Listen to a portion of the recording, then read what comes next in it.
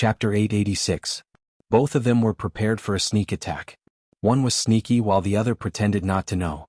They got closer and closer to each other. Lan Hao had a water splitter in his hand, which he hid under his straw cape. Because of the ripples in the water, everyone could not see clearly, but they could vaguely see Yu Qianzhou looking around blankly. Most people did not know what was going on behind the temporary calm. Only Ning Zixuan and Su Yuchang knew the danger. They knew that their eldest senior brother was using his straw cape to hide himself, and was definitely approaching quietly to prepare a sneak attack. Their hearts were in their throats, hoping that their eldest senior brother would succeed in one strike. When the distance between the two of them was less than 200 meters, Yu Qianzhou could already feel Lan Hao slowly taking out his weapon. It was obvious that he was ready to attack. He could not help but curse in his heart. He wanted to wait for his opponent to get closer and see if he could use the absorbing star's great skill in the water. That way his chances of winning would be higher. Lan Hao was worried that Yu Qianzhou's cultivation was too high, so he did not dare to get too close. He quietly stopped and was about to make a sneak attack when he suddenly heard a piu-piu sound coming from below. Before he had time to check, the water curtain in front of him had already flashed with purple light. At the same time, Lan Hao saw a trace of an evil smile hanging on the corner of Yu Qianzhou's mouth. He was immediately shocked. His reaction was considered fast, and he immediately guessed that he had fallen into a trap. He did not care about anything else and desperately used teleportation to escape. A dark red halo of blood spread in the water, and a hua sound rose from the surface of the water. A white light flashed and Lan Hao appeared, quickly catapulting into the air. He held the water splitter in one hand and with the other hand he took out a pill and crushed it. He applied it to the wound on his thigh and immediately stopped the blood flow. The onlookers did not see clearly what had happened. They only saw a flash of purple light under the water, and Lan Hao immediately ran for his life and was injured. Yu Qianzhou had already kept the purple flame-flying sword. He had always insisted on not exposing this thing as much as possible. It would be troublesome if someone recognized it as the purple flame. This sneak attack made Yu Qianzhou feel that it was a pity. He didn't expect that the other party would still be able to escape. Although the other party had kicked him in the leg for an immortal cultivator, it probably wasn't a big deal. The key thing was that the other party didn't hurt his vital parts. However, this also made Yu Qianzhou realize that his judgment was correct. Based on the opponent's cultivation and reaction speed, it would be difficult for him to hurt him. If he had followed up with a purple flame berserk explosion after injuring his opponent, he should have been able to finish him off. However, if he had done that, the chances of his purple flames being recognized would have greatly increased. This was a risk that was not easy to take. At that moment, Lan Hao, who was floating in the air, had a look of bewilderment on his face. He did not expect to be discovered by the other party even though he was wearing the invisibility cloak. This undoubtedly proved that the other party's cultivation base was very high. But the strange thing was that the speed of the purple flying swords that attacked him just now was a bit slow. Otherwise, he wouldn't have been able to react at such a close distance. How could the speed of the flying swords with such high cultivation be so slow? Could it be that the other party intended to let him go? That was not possible. Since he couldn't figure it out, he simply didn't want to think about it. At this point, he already had no way out. Even if he didn't want to fight, he had to fight. Lan Hao's left arm shook, and the fishing net that was wrapped around his arm burst out with a multicolored light. Like thousands of strands, it expanded and stretched infinitely. With a schwa sound, it scattered into the water below. Yu Qianzhou almost didn't have time to react. He found himself surrounded by a rapidly pouncing net that was rapidly shrinking towards him. Without saying anything further, he directly burrowed into the ground and emerged from the periphery of the net that was surrounding him. Looking back, he saw that the large rock that he had just landed on had been shredded into pieces by the dense, silk-like fishing net. Yu Qianzhou was shocked on the spot. He didn't know what this thin net was made of. It was actually so sharp that it could cut through rocks like tofu. If he had been careless just now, the consequences would have been unimaginable. Lan Hao, who was in the air, could see the situation underwater more clearly than anyone else. Furthermore, this area of water was connected to the treasured gourd, so he could clearly sense the changes in the water through the gourd. Otherwise, he might have injured more than one leg when he was running for his life just now. However, once he saw it clearly, he was shocked. He had seen people burrow into the ground, but he had never seen someone burrow into a rock. He thought that his eyes were playing tricks on him, but reality was reality. The net that he had cast did not catch the other party at all. The fishing net that had retracted after a single strike quickly exploded into thousands of strands again and burrowed into the water. In the blink of an eye, it had once again enveloped Xianxia. Xianxia immediately felt a toothache. This thing's ejection speed was really fast. To be honest, it wouldn't take him much effort to break this net. However, it would be a pity to destroy such a miraculous treasure. Left with no choice, he resisted the urge to burrow into the rubble to hide. As soon as he dove into the rubble, Xianxia cursed inwardly. His opponent had played with him to the extreme. This net had actually sunk more than 10 meters into the ground. Even the person in the rock were wrapped up like a dumpling. They were coming at him from all directions. The holes in the net were also very small, so it was impossible to burrow through even if he wanted to. Damn it. I don't care about this stupid net. Xianxia gritted his teeth. Just as the fishing net was about to wrap around him, a purple light exploded from his body, and the fishing net that was coming at him was instantly reduced to nothingness. Xuanhuan immediately sensed that the treasure had been damaged. In a great shock, he hurriedly retracted his net. However, he saw that the rapidly retracting fishing net had wrapped around a rock. What surprised him even more was that Xianxia had already surfaced from the water and was staring at him coldly. Eldest senior brother, be careful. Ning Zixuan and Su Yuchang cried out in alarm. Following that, there was an uproar from the crowd. Xuanhuan, who had been vigilant against Xianxia, slowly lowered his head. He looked at his chest in disbelief. There was a purple flying sword stuck in his chest. After the flying sword shot out from the rock that was dragged back by the fishing net, the rock broke into pieces and fell to the ground. The flying sword had been hidden in the rock when it was brought back. Because Xianxia had suddenly appeared on the water surface, Xuanhuan's attention was immediately diverted from the rock. That was why he was in such a predicament. Otherwise, there was still a chance that he could have avoided it. At this moment, Xuanhuan suddenly felt a burst of heat from the flying sword stuck in his chest. In an instant, his heart was turned into ashes. Xuanhuan could not suppress the burning pain in his heart. His blood chi surged and he spat out a large lump of viscous blood. His eyes were wide open as he pointed at Xianxia and stuttered, "You cheated, shameless?" His body was already swaying in the air, and it looked like he could not stand any longer. "I'm not cheating, I'm just playing with you." Xianxia snorted coldly and said, "Instead of being a good sect master, you listen to that old dog's instigation and go against me. You should know that killing you is a piece of cake. If I didn't want to play with you, how could you have lived until now?"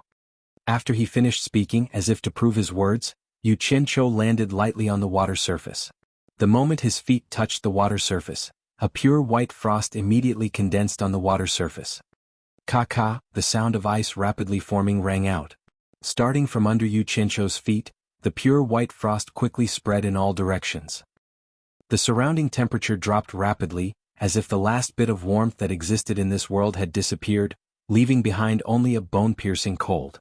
In just a moment, the water cube that was surging with waves just a moment ago had already turned into a huge block of ice. A huge block of ice that took up a radius of several miles. Although the sun was blazing in the sky, the surrounding temperature was frighteningly low. The change in temperature was so huge that even these immortal cultivators could not help but shiver. Looking at the world of ice in front of them, everyone could not help but let out a breath of cold air. Each and every one of them was dumbfounded, almost thinking that it was an illusion. Xianxia stood on the crystal-clear ice surface. On the surface he looked calm, but in his heart he was secretly rejoicing that it was just right. This was already the limit of his current cultivation, that he could turn water into ice. What surprised him the most was that when he was absorbing the surrounding temperature just now, he could faintly feel the existence of a weak purple fire element in the air. This made him fall into deep thought. Since the purple fire was the energy that supported the operation of this world, could it be that the reason why he could not see it normally was because the purple fire existed in a scattered form throughout this world? Xuanhuan, whose heart meridians had been destroyed, finally could not hold on any longer. A bitter smile appeared on his face. He now believed that Xianxia was indeed playing with him. Otherwise, he would have turned the water into ice from the very beginning, and he would not have been able to play with the water at all. The difference in strength between the two of them was too great. Xuanhuan closed his eyes, tilted his head, and fell straight down, smashing into the thick ice with a bang. Xianxia waved his hand, and the purple fire flying sword stuck in Xuanhuan's chest flew back into his sleeve. Then he slowly walked over and put away the treasures and storage bracelet on Xuanhuan's body. The surrounding crowd also landed on the huge block of ice. Many of them even squatted down to touch it, and found that it was indeed a solid block of ice. It was definitely not an illusion. There were still 3 people floating in the air. Feng Jiru's face turned pale, and now she finally believed that she had done a stupid thing. Ning Zixuan and Su Yuchang watched helplessly as Yu Qianqiu took away their eldest senior brother's belongings. The two of them almost simultaneously cast resentful gazes at Feng Jiru. If it weren't for her, they wouldn't have ended up like this. The two of them looked at each other, nodded, and then shouted in unison, "We admit defeat." After that, they immediately fled together. Feng Jiru was shocked as if she had been struck by lightning. She suddenly turned around and shouted anxiously, "Stop! It's not over yet, stop!" Seeing that she could not stop the two of them, she immediately turned into a blue light and chased after them. However, a moon suddenly appeared in the sky and directly bounced the blue light back.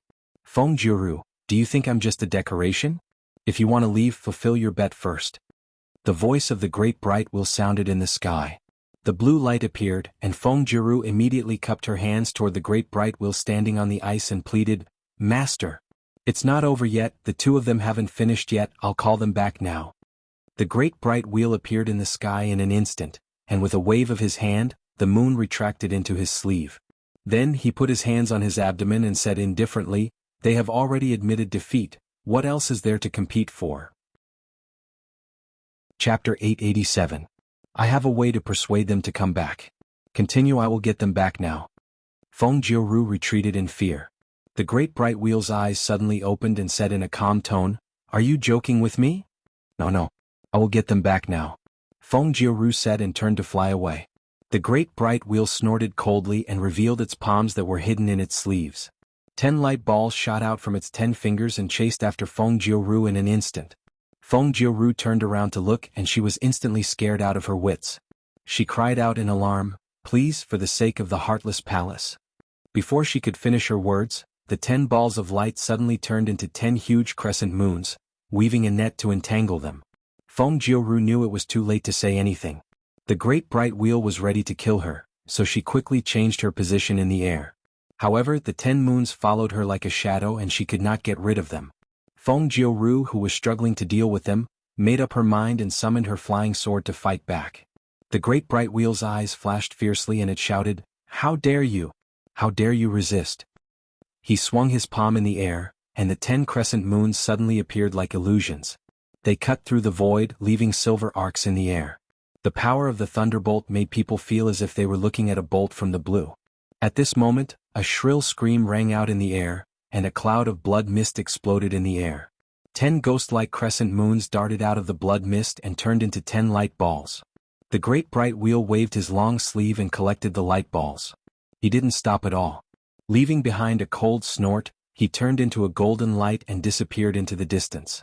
This scene caused everyone to go silent like cicadas in the winter. Especially the expressions of the elders of the various sects that held down the fort here. They'd never imagined that the damning wheel would actually be so formidable, and it would kill Feng Jiru in a fit of rage in an instant. In comparison, killing the elders was not a problem. The terror of the great bright wheel suddenly pressed down on everyone's hearts like a mountain. Even Wei Chuanqiu was slightly absent-minded. He was immersed in the demonic transformations of the 10 full moons. Putting himself in Wei Chuanqiu's shoes, he realized that it was actually difficult for him to resolve it with his own movement techniques. Only now did he understand that De Ming Luen had shown mercy when it attacked him. Otherwise he would have been in deep trouble. Before the pieces of flesh and blood in the air could fall to the ground, Yu Qianqiu immediately dashed over. He caught one of the storage bracelets with his sharp eyes and sharp hands. After inspecting it with his divine sense, he nearly laughed out loud. Huang Xiaolong noticed that Feng Jiru was indeed worthy of being an elder of the number 1 force in the immortal world. Just the divine grade spirit stones alone numbered more than 7 billion. Huang Xiaolong wondered if these were the public funds of the Heartless Palace. However, this was not something that Yu Qianqiu was worried about. He only thought of it as his spoils of war. He looked around in satisfaction, then without another word, he quickly flew towards the World Commerce Association. Wei Chuanqiu's eyes lit up when he came back to his senses. Seeing Yu Qianqiu running away so quickly after winning the battle, he thought he must have made a fortune. He immediately chased after him. The two of them landed in front of the World Commerce Association's building. When the lords saw that Yu Qianqiu had returned, they were all extremely excited. Since the torture master had returned unscathed, they reckoned that they had definitely won. What's in Feng Jiru's storage bracelets? Wei Chuanqiu eagerly followed behind Yu Qianqiu, tugging on his sleeve as he asked. Yu Qianqiu flung his sleeve and strode inside saying, "I told you it's nothing, I've told you many times." "That can't be. Feng Jiuru is in charge of the Heartless Palace's branch here. No matter how few things he has, it can't be that little." Wei Chuanqiu expressed his doubt as he chased after Huang Xiaolong. Yu Qianqiu couldn't be bothered with him. He quickly walked into the main hall and stepped onto the curved platform at the edge of the pool. He turned around and shouted to the crowd, "The trouble has been resolved for now. Keep your spirits up, I believe there will be guests coming soon." As soon as he finished speaking, the feudal lords cheered excitedly. They weren't stupid, they knew that after this matter, they had at least gained a foothold in the immortal world. On the large ice layer of the life and death mound, the spectators left one after another. Soon after, more people came after hearing the news. This barren land that had always been uninhabited suddenly became lively. After a whole month, the huge ice layer finally disappeared from everyone's sight. During this time, countless people from the immortal world had come to visit. Although the opening of the World Commerce Company caused quite a few twists and turns, it became even more lively because of this. Yu Qianqiu put on his big red robe again and welcomed guests with a smiling face in the main hall. This time the people who came from various sects were much more polite to him. When they saw him walking over, they greeted him with some reverence. This was the embodiment of strength. Only with strength could he gain everyone's recognition. This was something that needed no doubt. At this moment, Yu Qianqiu became unfathomable in everyone's eyes. No one could see through his cultivation, but based on the fact that he could easily kill 2 late-stage immortal sect masters, everyone guessed that his cultivation had at least reached the great immortal level. However, everyone was clear that this time, the World Commerce Company had formed a great enmity with the Heartless Palace. They were afraid that they wouldn't have an easy time in the future. However, the various sects that came to support the opening were still shocked by the large variety of immortal herbs that the World Commerce Company was selling. Hence, people kept making roundabout inquiries to the various feudal lords who had big red flowers hanging on their chests in front of the counters to find out the origin of these immortal herbs. The feudal lords who had long since unified their statements all pushed the origin of the immortal herbs to Wei Chuanqiu, saying that Wei Chuanqiu was the one who provided them. As the various sects' disciples passed on the news, they immediately sent people with money to purchase the immortal herbs that their sects needed. The trading scene on the lower 5 floors gradually became lively. The patrolling Yu Qianqiu was overjoyed. For this opening he had put in a lot of effort. All the immortal herbs he sold were below 200 million divine grade spirit stones. He didn't take out anything that was worth more than 200 million divine grade spirit stones. Most of the immortal herbs he sold were worth less than 100 million divine grade spirit stones. Even so, Huang Xiaolong was still worried. He studied the immortal herbs he sold according to the illustrated handbook for a long time. As long as the handbook indicated that the immortal herbs were the main ingredient of an immortal pill, Huang Xiaolong would always sell 1 or 2 ingredients. For example, if an immortal pill required 3 main ingredients, then one of the main ingredients would definitely not be sold. If it required 4 or 5 main ingredients, then 2 of them would never be sold. Yu Qianqiu naturally had a deeper consideration for doing this. He couldn't disregard everything for the sake of money. Although the World Commerce Company's main purpose was to earn money, there were other things more important than that. Therefore he could earn money and he could sell large amounts of immortal herbs, but he would never allow the various sects to gather all the immortal herbs they needed. Otherwise, relying on those big sects' powerful financial strength to obtain the immortal pills they urgently needed, it would be akin to helping a tiger do evil. Of course, Yu Qianqiu didn't rule out that those big sects had the immortal herbs they needed to refine immortal pills, but it was certain that they could only make up a small portion at most. It was impossible for them to make up for all the immortal herbs he sold, unless the various sects also had a utopia in their hands. Therefore, Yu Qianqiu wasn't worried that the various sects could stir up too much trouble. He still had to continue earning the money he had to earn. After walking up and down a few times, seeing that the World Commerce Company's business was on the right track, Yu Qianqiu smiled and prepared to return to the 6th floor because there were still guests there. Master Ye Huolianqing and Du Kairen had all left, but Shui Mingqing and a few friends were still here as guests. As the host, he had to accompany them. Just as he was about to step onto the stairs to the 2nd floor, he suddenly heard a woman shout from behind him, "Sect leader Yu." Yu Qianqiu was startled. He felt that the voice was very unfamiliar, as though he had never heard it before. He turned around and saw a man and a woman who looked relatively young walking over. Their looks weren't bad and they looked like a perfect match. Yu Qianqiu turned around and asked suspiciously, "You two are?" The woman smiled and cupped her hands. I'm Long Xiaojiu, and Hidden Dragon Villa's elder Long Yugong is my grandfather. The man also cupped his hands and said, I'm ancestor Guang Yin, and Hidden Dragon Villa's elder Guang Juanru is my grandfather. Excuse me. So it's the Hidden Dragon Villa's elder's grandson and granddaughter. Yu Qianshou cupped his hands politely as though he had heard of their great names for a long time, but he was muttering in his heart. He had heard of Hidden Dragon Villa, but he had never heard of these two old fellows. He didn't know if these two little fellows were real or not. Liars often appeared in this kind of lively occasion. Thus, he was somewhat on guard in his heart, but he still wore a smile on his face as he asked, May I know why the two Hidden Dragon Villa's great disciples have come to find me? Long Xiaojiu smiled and took out a gift box, saying, The two of us have come under orders to represent Hidden Dragon Villa to congratulate the World Commerce Association on its auspicious opening and prosperous business. Guang Yinzu glanced at her. Orders were fake. It was true that she had pestered Long Yugong for half a day to agree, but he was sent to supervise her, afraid that she would see people she shouldn't see and cause trouble that she shouldn't. With a gift to receive, Yu Qianshou was naturally happy, but he also felt that it was a little strange. He had never interacted with Hidden Dragon Villa before, so why would they come to give him a gift? Could it be that they had sharp eyes and saw that the World Commerce Association had a bright future, so they took the initiative to make friends? Then I'll thank your villa for their good intentions. Yu Qianshou accepted the gift, thinking that it wasn't a bad thing to have more powerful friends, so he raised his hand and said, It's too noisy here. Two esteemed guests, please follow me to a small table on the 6th floor. Long Xiaojiu and Guang Yinzu didn't act pretentious and followed him directly to the 6th floor. There was a person guarding the stairway to the 6th floor, obviously not allowing unauthorized people to trespass. When the guard saw that it was Yu Qianshou who had brought people over, he naturally let them go up. Once the three of them went up to the 6th floor, they were immediately isolated from the noise downstairs. With one look, it was obvious that someone had set up a soundproof barrier. Yu Qianshou brought the two of them through a corridor and pushed open a large door. Their eyes suddenly brightened up, and it turned out to be a large room. This was actually the living room on the 6th floor. The walls and floor were all inlaid with white jade slabs, and in addition to a few large transparent crystal floor-to-ceiling windows, the lighting was very good, making the entire living room seem spacious and bright.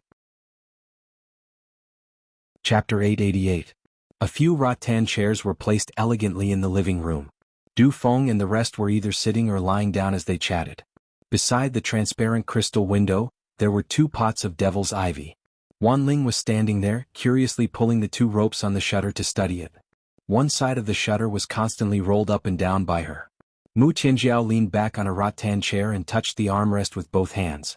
She chuckled and said, The simple furnishings in this living room reveal a unique elegance of craftsmanship. It's really rare. I wonder which refined scholar decorated it? Unique elegance? Hui Yunlong propped up his upper body from the slightly elastic rattan chair and looked around. He chuckled and said, A few worthless rattan chairs in an empty living room is considered elegant? Forgive my poor eyesight, but I really can't tell. But this is the first time I find this rattan chair to be quite comfortable. It's not that hard and it's also breathable. Du Feng rolled his eyes and shook his head. Didn't you notice that I feel much more relaxed after entering this place? Hui Yunlong looked at himself and realized that he was lying down. He immediately sat up and smiled awkwardly. It seems so. This is called artistic conception. It can make guests feel at home. You won't understand even if I explain it. Du Feng waved his hand in disdain. Mu Tianjiao couldn't help but smile. Hui Yunlong glared at her and wanted to argue, but he noticed that Yu Qianshou had brought 2 people over. Yu Qianshou walked to the center and pointed at the 2 people he brought. He said, Let me introduce them. They are friends from Hidden Dragon Manor. Do you know them? Long Xiaojiu. Guang Yinzu. The 2 people cupped their hands and introduced themselves. Wan Ling, who was standing by the window, walked over and smiled. I didn't expect Miss Long to be here. Guang Yinzu's expression changed when he saw Wan Ling. He looked at Long Xiaojiu worriedly. However, Long Xiaojiu's expression only changed slightly. Then she smiled and said, Miss Wan, we meet again. Shui Mingqing and Mu Tianjiao smiled and nodded to greet the 2 newcomers. Du Feng and Hui Yunlong, on the other hand, looked at each other. Both of them had heard of the story of Wan Ling and Long Xiaojiu. These 2 were enemies. How did they meet here? It's good that you know each other. Everyone sit down. Yu Qianqiu smiled and invited everyone to take a seat. After he sat down, he looked around and asked Mu Qingjiao curiously, "Where are the two people protecting you?" He was asking about the two golden-robed men who were protecting her. "I don't need anyone's protection here. I've invited them to stay at the Chamber of Commerce Alliance for the time being." Mu Tian smiled. Yu Qianqiu clicked his tongue and said, "Miss Mu is no longer the same as before. She is protected by the people of the Immortal Palace wherever she goes. I'm so envious." Hui Yunlong and Du Feng looked a little embarrassed when he said that, so he couldn't go on. Mu Qingjiao was well aware of this. She pointed at the furnishings in the living room and changed the topic. "I wonder who decorated this living room. It's quite elegant. If it's convenient, introduce it to me so I can learn from it." "Elegant?" Yu Qianqiu waved his hand disapprovingly and said, "I'm just afraid of trouble. To save money, I just found a few chairs and threw them here. They're not elegant at all." I knew it." Hui Yunlong laughed and slapped his leg. Du Feng immediately tilted his head and sneered. He was being modest, but you took it seriously. "Why don't you think about why this barren mountain became famous in the hands of sect leader Yu?" Hui Yunlong stared at him and said, "Are you saying that I have no taste?" All right. Yu Qianqiu quickly stood up and stopped the two from arguing. He smiled and said to everyone, "I'm sorry to keep you waiting. I have a new friend here, so I don't have much to entertain you. Why don't I treat you to a bath?" "A bath?" Hui Yunlong was stunned. He thought he had heard wrong. The others also looked at each other in confusion. Yu Qianqiu smiled and said, "That's right. I have authentic mountain spring water downstairs. It's perfect for bathing. It's also a specialty of my World Chamber of Commerce. I wonder if you're interested?" Is this appropriate?" Du Feng looked at Mu Qingjiao and the other two women. His words made the three women feel awkward. Yu Qianqiu immediately explained, "Actually, it doesn't matter. We have women in the World Chamber of Commerce too. The bathing area downstairs is separated into men and women. They won't interfere with each other." "In that case, I'd like to experience the specialty of the World Chamber of Commerce." Wan Ling stood up with a smile and tilted her head to look at Long Xiaojiu.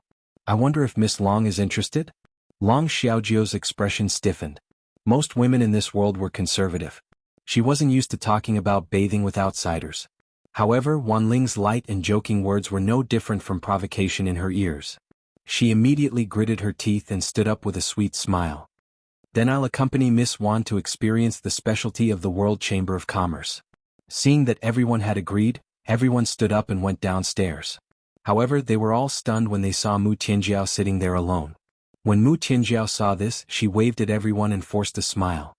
"You guys go ahead. I'll be fine here." Yu Qianqiu was still a little confused. However, the others understood that Mu Tianjiao was about to get married. A woman's reputation was very important at this time. If a group of men and women went to bathe and spread rumors, it wouldn't be good. Moreover, Mu Tianjiao was going to marry the Immortal Palace's external affairs commander, Wu Xiong. Du Feng secretly transmitted his voice to Yu Qianqiu. Only then did Yu Qianqiu react. He immediately led a group of people downstairs. The large living room was empty. Mu Tianjiao slowly leaned against the rattan chair and sat there alone. There was a rather big basement under the World Chamber of Commerce. In order not to destroy the water vein of the mountain spring, Yu Qianqiu had personally built it. The entire basement was paved with white jade and illuminated by fluorescent stones. It was divided into two spaces, one big and one small. The big one was for men and the small one was for women. When they reached the bottom, a passageway appeared in front of them. At the end of the left was a stone sculpture of a strong, bare-chested man. There was a small stone door on the side. At the end of the right was a stone sculpture of a buxom woman. There was also a small stone door on the side. The symbolic stone sculpture was very obvious. It undoubtedly told the visitors that the men should go to the left and the women to the right. The two women looked calm, but they were actually a little nervous. The men and women separated here. Yu Qianqiu led the group into the place where the men were bathing. When Hui Yunlong saw the environment inside, he immediately chuckled. "This seems a little interesting." This was a circular space with a jade stone pool in the middle. The water in the pool was clear. The most attractive thing was that around the pool, there were 10 graceful and beautiful girls kneeling, standing, or lying on their sides. They were all stone sculptures with different movements. The only thing they had in common was that each of the 10 beautiful girls was holding a bottle and pouring water into the pool. This was where the clear spring water in the pool came from. At the same time, there were hidden grooves at the edge of the pool. When the water in the pool reached a certain height, it would flow out through the hidden grooves, maintaining the vitality of the mountain spring. Xianxia chuckled and greeted the group. He then took the lead to demonstrate. He took off his pants and walked into the step-like pool. The center seemed to be a little deep. It reached Xianxia's chin. After he wet himself, he swayed to a half-kneeling beauty stone sculpture. There was a place for him to lie down and enjoy the bath at the same time. Seeing the comfortable expression on his face, Huiyunlong couldn't help but take off his clothes, leaving only his underwear. He couldn't wait to dive into the pool. He found that the pool water was cold but very comfortable. Then he found a beautiful stone sculpture that he liked and enjoyed it. Du Feng and Guang Juanru looked at each other. They also took off their clothes and ran into the pool. The four men chatted and soaked in the pool. It was very comfortable. The layout of the women's bathroom that Wan Ling and Long Xiaojio were in was similar to the men's bathroom, but the space was much smaller. Beside the pool, there were 4 strong men's stone sculptures holding bottles and pouring water. But at least they had a pair of underwear. What made the 2 women speechless was that they didn't know which wicked person made these stone sculptures. The 4 men's heads were carved with cloth strips that covered their eyes. They were quite considerate of the women. But even so, the 2 women felt a little uncomfortable and blushed slightly. Although they were stone sculptures, if they really took off their clothes and soaked in the pool, they would still feel like they were being watched by men. Miss Long, why is your face red? Are you shy? Wan Ling suddenly looked at Long Xiaojio and smiled. Long Xiaojio looked back and sneered, why don't you look at your face in the mirror? Wan Ling was stunned. Then she felt that her face was also a little hot. She was speechless. Long Xiaojio was also stunned. She realized that this was the first time she made this woman speechless. She felt an inexplicable sense of pleasure in her heart. At the same time she felt a little strange. This woman was famous for being a slut. Who knew how many men she had hooked up with? How could she be shy? The environment here is really special. It's really unique. As Wan Ling spoke, she began to undress herself. After a while, she was only left with a pair of underwear and a doo-doo. Her slender thighs were straight, her exposed skin was smooth and white, and her graceful figure was curvy. Even a woman would be tempted to look at her. Wan Ling deliberately walked to Long Xiaojio and stood beside her. She tilted her head to look at Long Xiaojio, who was slightly shorter than her. It was obvious that she wanted to show off her figure. Then she swayed her waist and walked into the pool. After soaking in the water, she splashed water with her palm and wiped her fragrant shoulders. She said to herself, there was once someone who kept saying that my figure was the best in the world. Unfortunately, that person was killed by a jealous woman. When she said that, Long Xiaojio was so angry that she almost bit her lips. The past flashed before her eyes.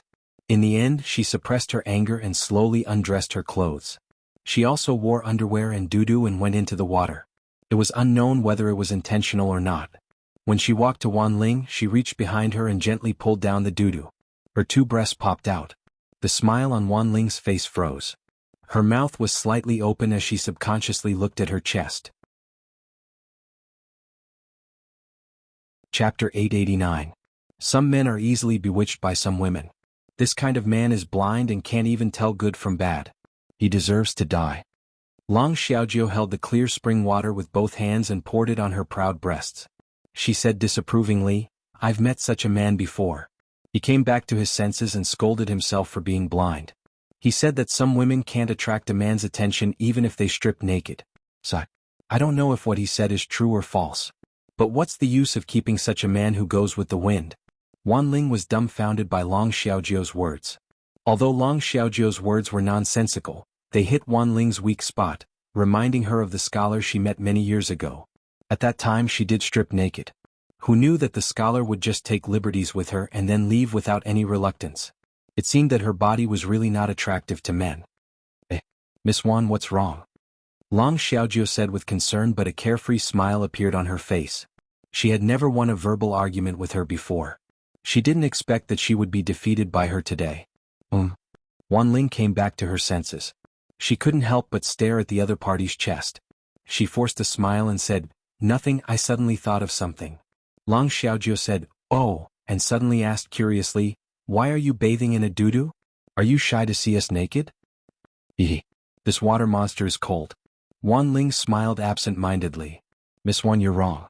It's uncomfortable to wear clothes in the water. Long Xiaojio turned behind Wan Ling and said, come, I'll help you take it off. It's okay. It's fine like this. Wanling hugged her chest and turned to avoid. However, the more she avoided, the more Long Xiaojie wanted to see her look after being exposed. It seemed that she couldn't wait to take off her doo-doo. Ignoring the other party's repeated rejection, she stuck close to her and said kindly, "It's okay. It's nothing. I'll help you." As a result, Wanling was forced to the edge of the pool and had nowhere to retreat. Long Xiaojie's hand touched her again.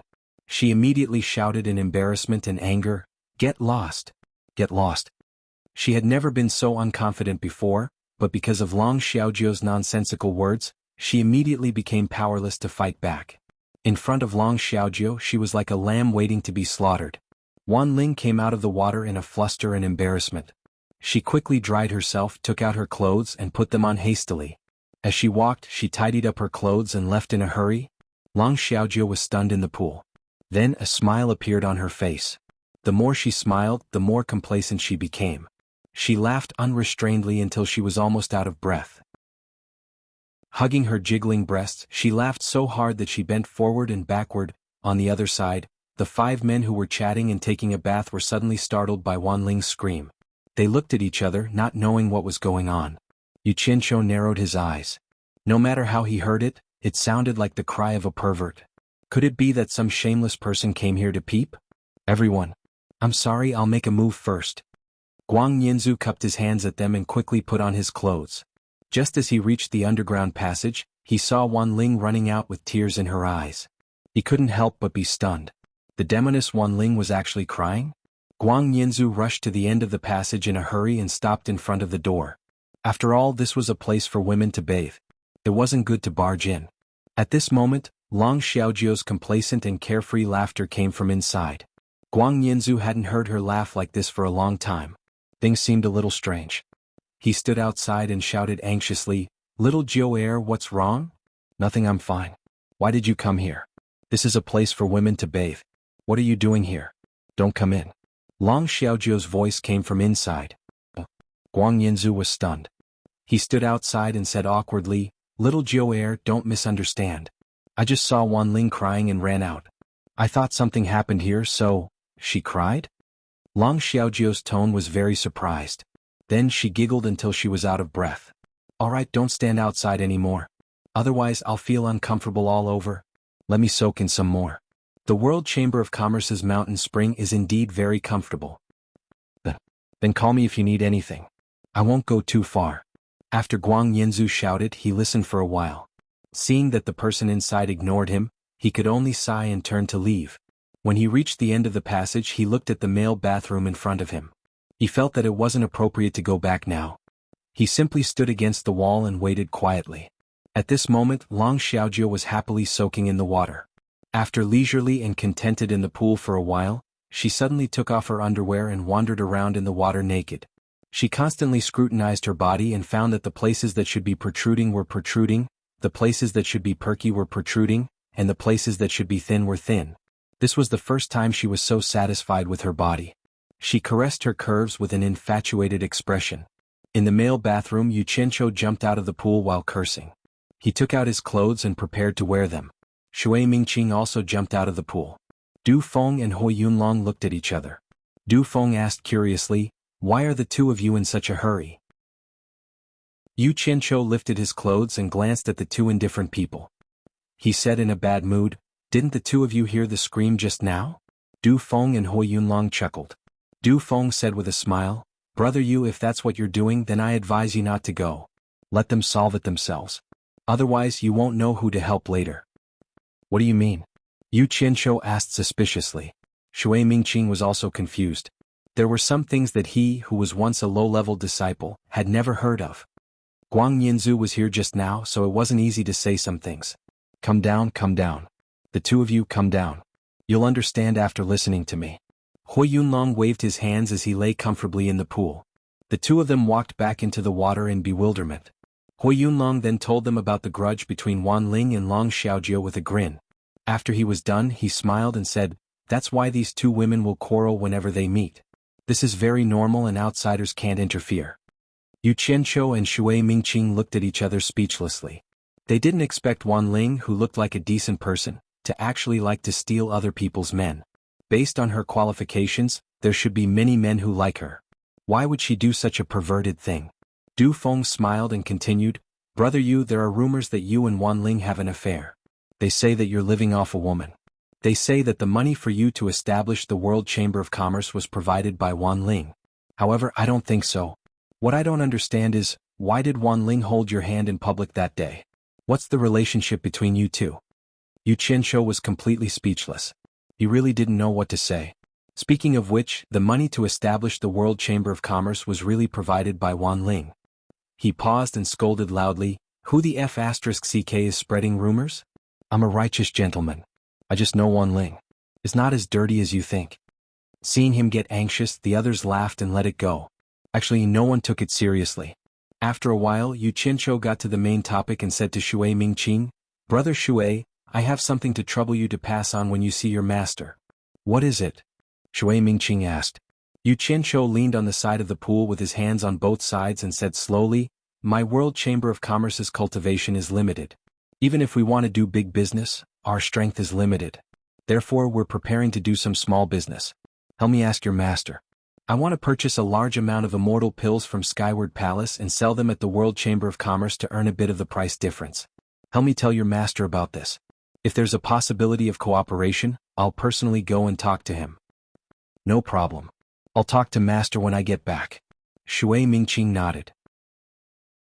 Hui Yunlong, who was at the side, immediately got angry and shouted, Brother Yu, why don't you talk to my mythical fire palace?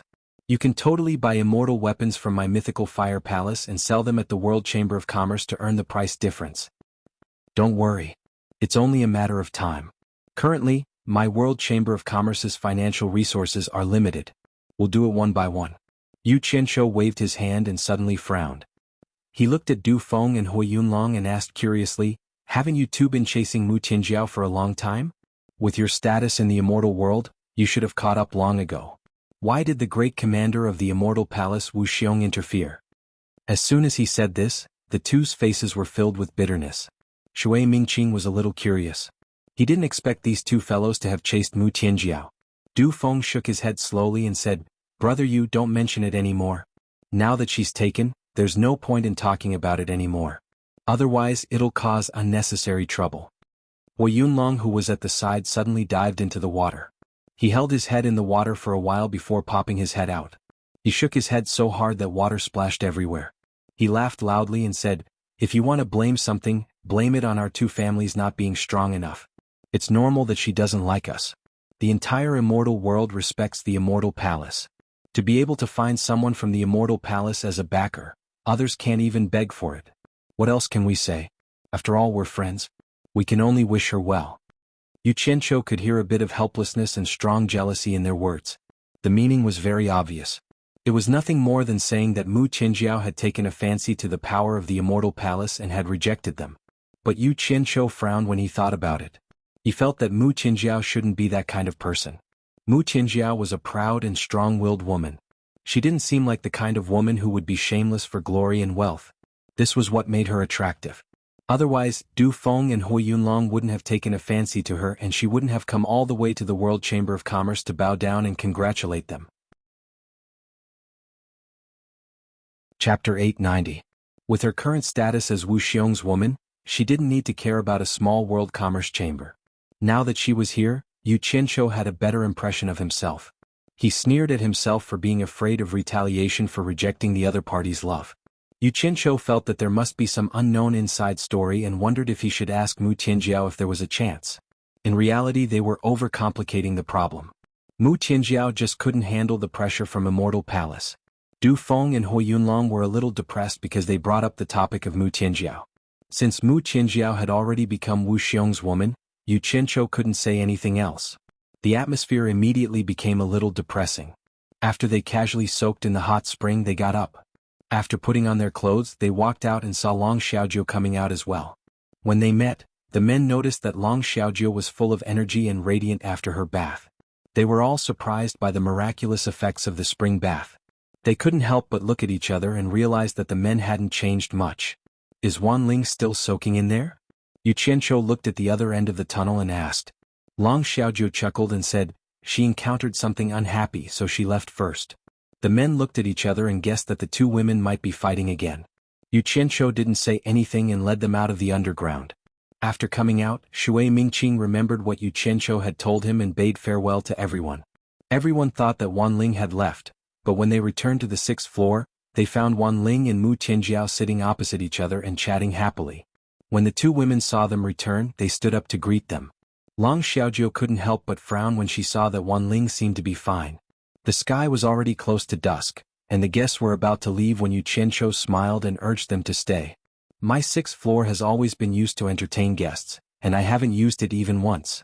Everyone please do me the honor. In the evening, I would like to invite all of you to the rooftop to watch the stars and admire the moon, and to taste my World Chamber of Commerce's barbecue and wine. Looking at the sky outside, Wan Ling hesitated before she said, "It's fine with us, but Sister Tianjiao's identity is a little sensitive. I'm afraid it won't be convenient for her to spend the night with a bunch of men." Yu Qianqiu was stunned. "What does that have to do with anything? Aren't you and Miss Long a woman?" Glancing at Long Xiaojiu, Wan Ling smiled. "Miss Long and I don't have a good reputation in this field. I'm afraid that we might implicate Sister Tianjiao." She was really self-aware, but Long Xiaojiu was angered by her. It was all thanks to her that she was able to achieve her current reputation. They all knew the meaning of her words. Mu Tianjiao's current identity was indeed very sensitive. A little bit of gossip could cause trouble. If Su Yi didn't return it and mixed with two women who were fighting over a man, who knew what kind of rumors would spread? Gossip was a fearful thing. Hearing this, Yu Qianqiu felt a toothache. In his mind, this was making a mountain out of a molehill, but if he was serious here, there were indeed many things to pay attention to. Seeing that he was having a headache, Du Feng smiled and said, "Brother Yu, you don't have to worry too much. With so many people in the World Chamber of Commerce, it's not like you can't find a woman. Just hire one to accompany the guests. With a woman by your side, you can more or less avoid suspicion." Yu Qianqiu nodded slightly. There were also several women in the World Chamber of Commerce. After thinking about it, he still felt that it was most suitable for Lu Yanqing to accompany a guest like Mu Tianjiao. There was no need to do anything, just be a vase. In any case, it was just a decoration. This was because he found that other than treating people, Lu Yanqing basically couldn't do anything. Furthermore, her ability to handle things was extremely poor. He really didn't know how she had survived for so many years. Just like now, when she was given some work to do, she always had to get Wen Lanfeng's help in order to do it well. Just a small matter would require two people. At this moment, someone came down to report that two of Mu Tianjiao's guards had come to pick her up. Yu Qianqiu looked at Mu Tianjiao's intentions, then instructed his subordinate, "Invite them up and also call Lu Yanqing over." That person agreed and left. Not long later, the two golden-robed men arrived. Mu Tianjiao cupped her hands and bowed, "I won't be leaving today. I'll stay at the World Chamber of Commerce for the night and leave tomorrow. I'll have to trouble the two of you to stay here for the night." The two golden-robed men cupped their hands in agreement. They had no objections. They were originally sent by Wu Xiong to protect Mu Tianjiao or listen to her orders, so they had no right to control Mu Tianjiao's freedom. Mu Tianjiao then said to Yu Qianqiu with a smile, "I'll have to trouble sect leader Yu to arrange 2 rooms for them." Yu Qianqiu nodded and said, "Since they were sent by the commander to protect you, then arrange for them to be on the left and right side of your room. What do you think?" Mu Tianjiao knew that he was using this to get Wu Xiong's people to avoid arousing suspicion, so she agreed. The two maintained a certain level of respect in their words and actions. In reality, Yu Qianqiu hated doing this kind of thing the most, because he knew that the two of them couldn't be pure friends. He was a man, and the other was Wu Xiong's woman. Even if the other party condescended to treat him, he still had to keep his distance. Even if the other party wasn't Wu Xiong's woman, imagine a man always maintaining a close friendship with someone else's wife? Pure friendship? In his previous life, there might be quite a few pure and upright gentlemen who would agree with this reason. Of course, the important premise was that the other party's wife had to be ugly, making it hard for others to lay their hands on her. Otherwise, if pure and upright gentlemen saw the two of them being too close, there would inevitably be times when their stomachs would bubble.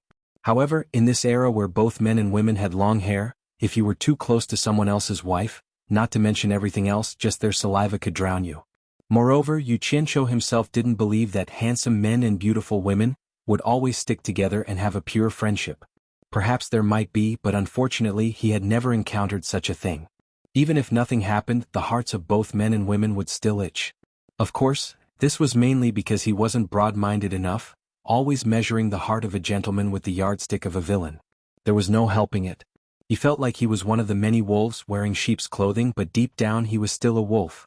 He also always imagined that he was the only wolf in the world and that everyone else was a pure lamb. Therefore he consciously maintained an appropriate distance from Mu Tianjiao. Naturally, he took a fancy to Mu Tianjiao's identity and hoped that she could help him at a critical moment. And Mu Tianjiao condescended to come here, hoping to give the Four Links Chamber of Commerce an escape route in the uncertain future. In reality, Du Feng and the others also tried their best to keep their distance from Mu Tianjiao. Of course, women like Wan Ling didn't have such scruples. Instead, the closer the relationship, the better. Not long after, Lu Yanqing slowly arrived.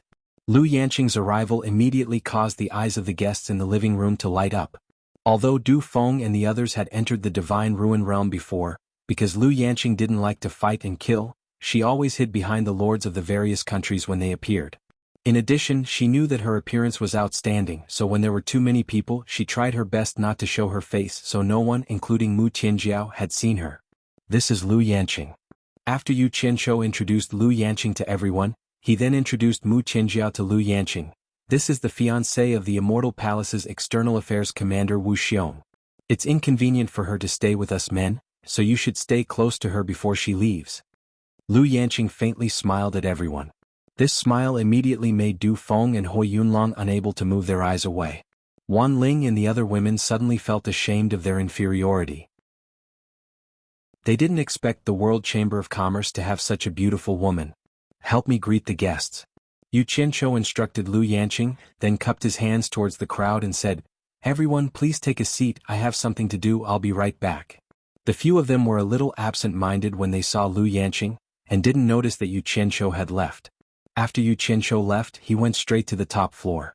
He didn't see Wei Chuanxiu at first, but later on he felt that it was a little strange. This guy always liked to follow behind him, but now that half a day had passed he still hadn't seen him. He had noticed it when he came up from below, but he didn't see Wei Chuanxiu. Now he suspected that Wei Chuanxiu was with Yun Peng, as he expected. When he reached the top floor, Wei Chuanxiu and Yun Peng were standing side by side at the edge of the railing. Yu Qianzhou was suspicious in his heart. Why was this old fellow so patient today to accompany Yun Peng on guard? As soon as he appeared, Wei Chuanxiu and Yun Peng also turned to look. Without waiting for the smiling Yu Qianzhou to speak, Wei Chuanxiu was already waving at him. "Yu Qianzhou, I was just looking for you." Yu Qianzhou was startled and found that both of their faces were a little serious. After approaching the two of them, he asked suspiciously, "Looking for me? What's the matter?" Wei Chuanxiu was silent for a moment, then said solemnly, "After coming back, I have been discussing this matter with Yun Peng. Because this matter is of great importance, Yun Peng also thought that he should find you to clarify this matter. Although I don't know if you will answer honestly, I still have to ask you." Yu Qianzhou's eyes flashed and he vaguely guessed what was going on. Before he didn't pay attention, but after doing that he regretted it a little. But after thinking about it, there was nothing to regret. Hiding everything was not a solution. After all, he couldn't just take a beating and not fight back. "What's the matter? You make it sound like it's something serious," Yu Qianzhou said with a puzzled expression. "Do you still remember the myriad swords burst that you used in the battle earlier?" Wei Chuanxiu said word by word. "Right now there are people who suspect that you are related to the myriad swords demon lord. You should also know that the immortal world and the netherworld cannot tolerate the remnants of the myriad swords demon lord." "Suspect that I am related to the myriad swords demon lord?" Yu Qianzhou pointed at his own nose as if he heard the world's funniest joke and said, "I actually hope that I can be related to the myriad swords demon lord, but it is a pity that it is impossible. The myriad swords demon lord has been dead for so many years. Who is so bored to actually connect me with the myriad swords demon lord?" The Chamber of Commerce Alliance's Great Bright Wheel Controller. Wei Chuanxiu's green brows knitted together, and her expression was abnormally serious. "In reality, you need to go and explain to him. We are only asking you to have an idea in our hearts so that we can prepare early. We have no ill intentions towards you." Saying that, she waved her hand and pointed around. "Do you believe that the Chamber of Commerce Alliance has already arranged people around here? If it wasn't for the two of us, the Great Bright Wheel Controller would have already taken action. In short, if you don't give him a satisfactory answer, it is impossible for you to leave the hallucination immortal city." Chapter 891. The sky gradually darkened. Xianxia slowly turned around on the rooftop, scanning his surroundings. Although he didn't see anyone from the Chamber of Commerce Alliance, since Wei Xianxia had said this, it must be true that someone was watching him. I really have nothing to do with the Thousand Swords Demon Monarch. Xianxia shook his head helplessly. A person who's been dead for God knows how many years can still cause such a commotion. This Thousand Swords Demon Monarch didn't die in vain. What does the Great Bright Wheel Wielder want to know? I want to know why you can control 10,000 swords. A voice came from behind him. Xianxia suddenly turned his head and saw a thin golden-robed Deming Luan appear behind him without him noticing. Wei Xianxia and Yun Peng's expressions were normal. Clearly they already knew that the Great Bright Wheel was here. Greetings to the Great Bright Wheel Wielder. Xianxia cupped his hands and explained, I'm just a vagrant cultivator with slightly better luck. I really have nothing to do with the Thousand Swords Demon Monarch, the Great Bright Wheel coldly interrupted. No one cares about your background and luck. I don't want to hear this, and the Immortal Emperor won't listen to this nonsense. No matter how noble your background is, it means nothing to him. Don't beat around the bush. Just explain clearly why you can control 10,000 swords like the Thousand Swords Demon Monarch. Then what should he say? Xianxia was startled. There was such a person in this world. A person who didn't care about the cause and effect and only wanted the final answer. Was this person still human? He couldn't help but look at Wei Xianxia. Wei Xianxia seemed to see through his doubts and transmitted, there's nothing strange. Immortal Emperor Jin Tai has ruled the immortal world for so long. There are very few things that can interest him. I just heard from the Great Bright Wheel that Immortal Emperor Jin Tai doesn't care about anything. Most of the things are handled by his subordinates. He only cares about the final result. If anyone dares to lie to him, he will kill them once he finds out. Seems like a poor fellow who has lost the joy of life. Xianxia scratched his head and said, the sword technique I'm practicing is called Guiyuan sword technique. It has nothing to do with the legendary myriad swords demon monarch. Is that okay? Guiyuan sword technique? The three of them pondered for a moment. They seemed to have never heard of this technique before. The Great Bright Wheel then asked simply, how can you prove that what you said is true? Xianxia was prepared for this. He took out a jade archive and handed it over. This is the Guiyuan sword technique that I'm practicing. If you don't believe me, you can verify it. Demingluan took the jade archive and examined it. He confirmed that it was indeed a sword technique. He didn't care whether Xianxia agreed to it or not. He put it away and said, it's hard to tell if it's real or fake. I'll keep it for now. If I can confirm that this sword technique can truly control 10,000 swords, I'll send someone to return it to you. Wei Xianxia frowned and said, Great Bright Wheel, I'm afraid that's not appropriate. A cultivation technique is the foundation of a cultivator. It's the most important thing to keep a secret. In order to prove his innocence, he's already taken it out for you to see. You still don't believe him? You still want to take it away? To the Immortal Palace, as long as the Immortal Palace needs it, they have the right to pry into any secret in the immortal realm, the Great Bright Wheel said indifferently. You. Wei Xianxia was instantly enraged. Xianxia hurriedly pulled him back and said, this sword art is actually just a facade. The 10,000 swords might look quite frightening, but it's actually just for show. It doesn't have much power at all. If you want to take it, then take it. As long as you can prove my innocence, you don't have to return it. Anyway, I've made a few copies here. Actually, the sword technique he was practicing was modified. The one he gave to the Great Bright Wheel was the original version of the supporting Immortals Island. It didn't matter if he wanted it or not.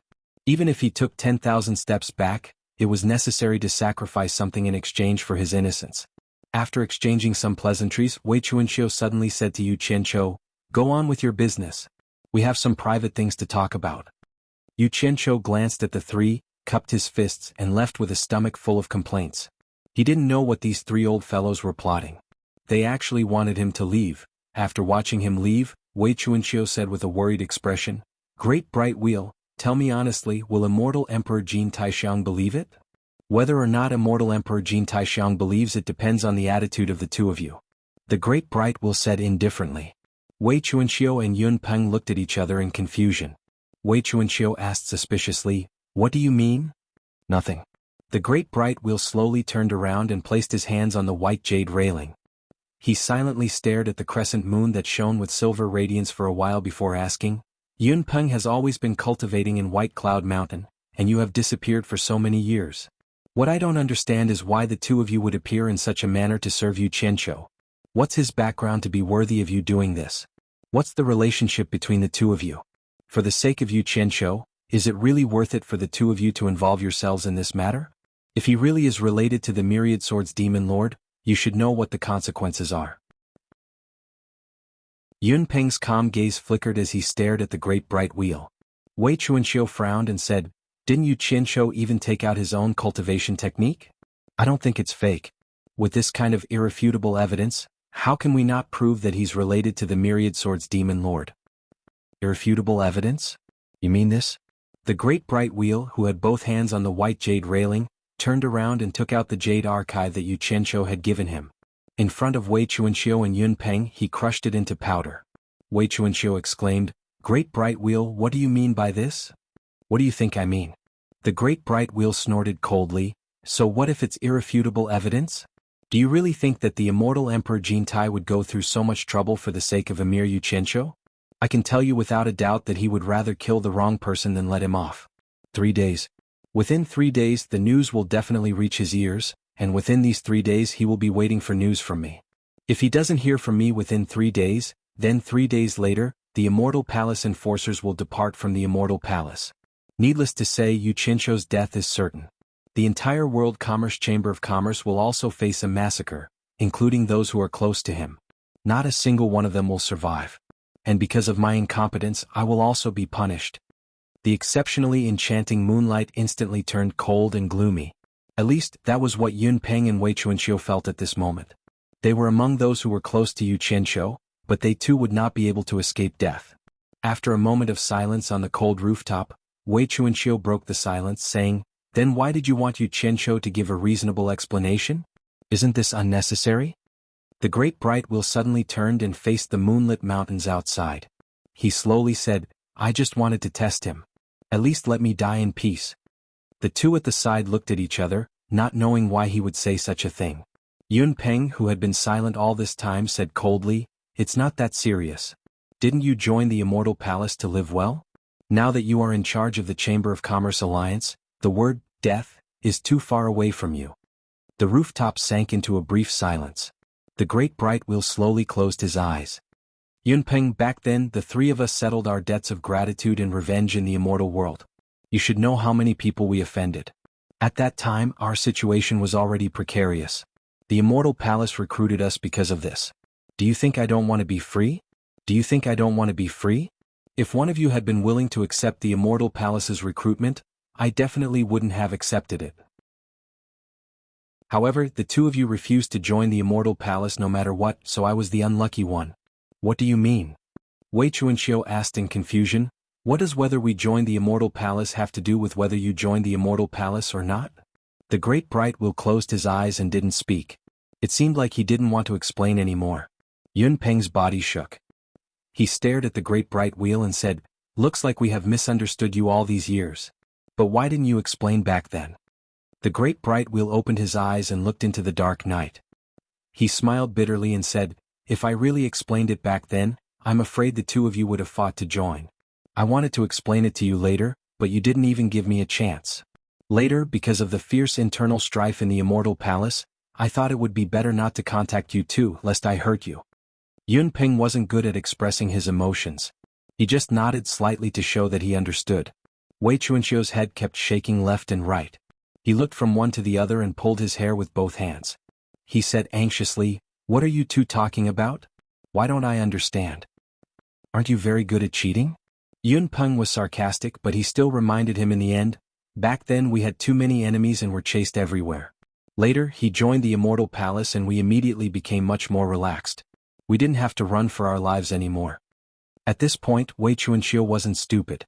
Combining what the two had just said, the misunderstandings from the past immediately disappeared. In short, the great bright wheel had joined the Immortal Palace because he had no choice. They had caused too much trouble and were chased every 2 or 3 days. In the end, they had provoked more and more experts. Seeing that everyone was about to die, the Immortal Palace had extended an olive branch to them. However, Yun Peng and Wei Chuanxiu would rather die than submit.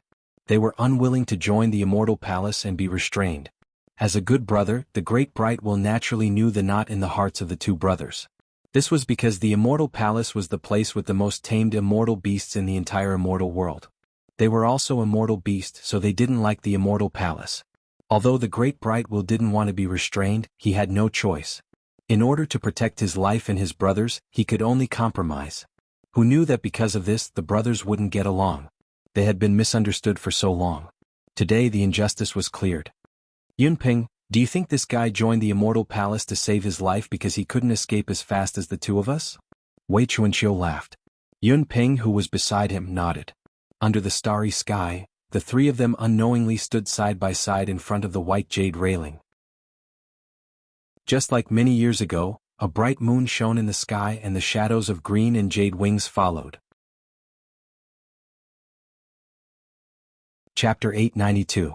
With the years of estrangement gone, the three of them stood side by side in front of the white jade railing and immediately began to talk about everything.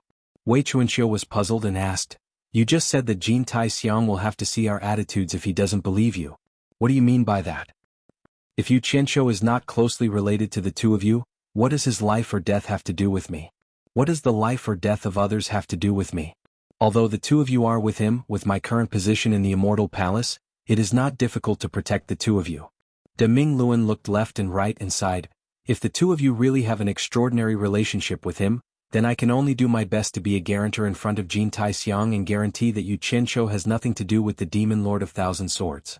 Yun Peng was not good with words and tilted his head to look at Wei Chuanqiu, but Wei Chuanqiu frowned and did not say anything.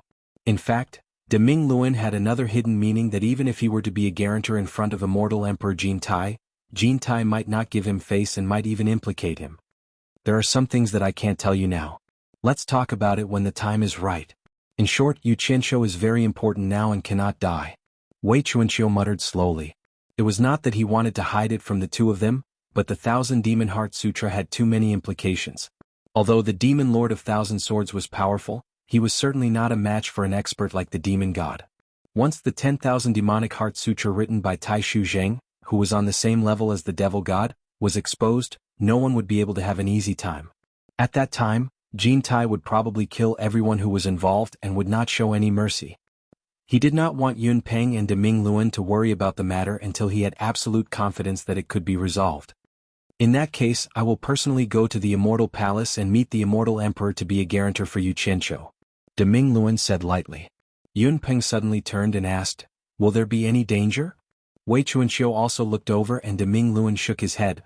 "There shouldn't be any problems. After all, he has served Jin Tai Xiang for so many years. However, if one day it is proven that this Yu Qianqiu is indeed related to the Myriad Swords Demon Monarch, then we will be out of luck." He purposely spoke casually, but in reality he had no confidence in meeting Jin Tai. The main reason was that the Myriad Swords Demon Monarch was truly a taboo to Jin Tai. If not for the fact that the 10,000 Swords Demon Lord was already dead, the Great Bright Will wouldn't even need to think about it. They wouldn't even need to look for Jin Tai. They could just escape together. Before he left, De Ming Luan suddenly took out an item and handed it to Wei Chuanqiu, saying, "After being in charge of the Chamber of Commerce Alliance for so many years, it's not like I've come back empty-handed. I accidentally stumbled upon this." With that said, it seemed like he didn't want to see anything else and turned into a stream of light and flew away. Wei Chuanqiu's little eyes widened, and in that instant, her eyes were filled with tears. Tears streamed down her face as she looked at the thing in her palm and muttered absent-mindedly, "Xiao Yu Yun Peng tilted his head to take a look, and his pupils immediately shrank. This was a small blue bat jade pendant that was not even half the size of a palm. Although it was carved with the same ferocious face as Wei Chuanqiu's original form, it was small and exquisite, and had many cute points. Others didn't know what this blue bat jade pendant meant, but Yun Peng and the Great Bright Wheel were very clear about it. Back then Wei Chuanqiu wasn't a loner. He had a wife and a daughter. Later on, because Wei Chuanqiu caused some trouble, his enemies came looking for him. Coincidentally, Wei Chuanqiu wasn't around, so his wife and daughter were not spared. It was also because of this that the furious Wei Chuanqiu, Yun Peng and the Great Bright Wheel annihilated the entire enemy's family. This also implicated more and more trouble, and the three of them were constantly being pursued until the Great Bright Wheel joined the Immortal Palace. And this blue bat jade pendant was personally carved by Yun Peng, and he gave it to Wei Chuanqiu's daughter as a gift. Although this little thing wasn't worth much, it was something that Xiao Yu had always worn. It had been lost for many years, and she didn't expect that the Great Bright Wheel would find it. To Wei Chuanqiu it had an extraordinary meaning. To Yun Peng it also had an extraordinary meaning. Wu Wu, Xiao Yuher. Wei Chuanxiu sat on the rooftop and hugged the jade pendant with both hands as he cried his heart out. Yun Peng shook his head, sighing lightly. Knowing that Wei Chuanxiu needed to vent, he allowed Wei Chuanxiu to cry without stopping him. It was fortunate that the three of them had set up a soundproofing barrier before their conversation, otherwise it would have alerted the entire World Commerce Hall. As the sky darkened, passing by the 6th floor, Yu Qianqiu saw that Mu Tianjiao's group was chatting happily with Lu Yanqing, so he did not disturb them. Instead, he went down to the trading center below. Although there were still quite a lot of people here, it was obvious that there were fewer people than during the day. After strolling from the 1st floor back to the 5th floor, Yu Qianqiu pushed open the side hall's door and walked in. Jing Yuankong, who was settling accounts inside, quickly stood up seeing Huang Xiaolong's arrival. Yu Qianqiu looked out the transparent crystal window, taking in the scene outside with a smile. How's the situation? Up until now we've sold 30 billion divine great spirit stones worth of herbs. Jing Yuankong answered excitedly. He was used to seeing spirit stones in the human world's World Commerce Hall, but he had never seen so many spirit stones. Only 30 billion? Yu Qianqiu's brows wrinkled slightly. The immortal herbs he put up for sale were valued at around 80 billion, which meant that they hadn't even reached half of the sales. It's like this. Jing Yuankong immediately explained, there are many immortal herbs that aren't sold in high quantities. On the contrary, the higher the value, the better they sell. Should we put up some good immortal herbs for sale? Yu Qianqiu pondered for a moment, then slowly shook his head. No need, we'll slowly sell the rest of the immortal herbs. We'll sell them for a month. It's better if we can sell them all, but it's fine if we can't. We also pay attention to the method of seeking wealth. There's no need to rush, otherwise going too far is as bad as falling short. He was well aware that putting up so many immortal herbs was already too conspicuous. If there was a steady stream of good stuff appearing on the shelves, it would be hard not to arouse suspicion. Only by stopping in moderation would they be able to handle the situation with ease. On top of that, the celestial ruin realm had just opened so they could cover it up. Jing Yuankong immediately understood Huang Xiaolong's meaning, remembering that they had just established a foothold in the immortal world. If they acted too conspicuously, it would only bring trouble to themselves. Jing Yuankong immediately nodded. Understood, I'll arrange for all the immortal herbs to be sold on the 1st floor tomorrow. You know this better than me, you can decide how to sell the immortal herbs.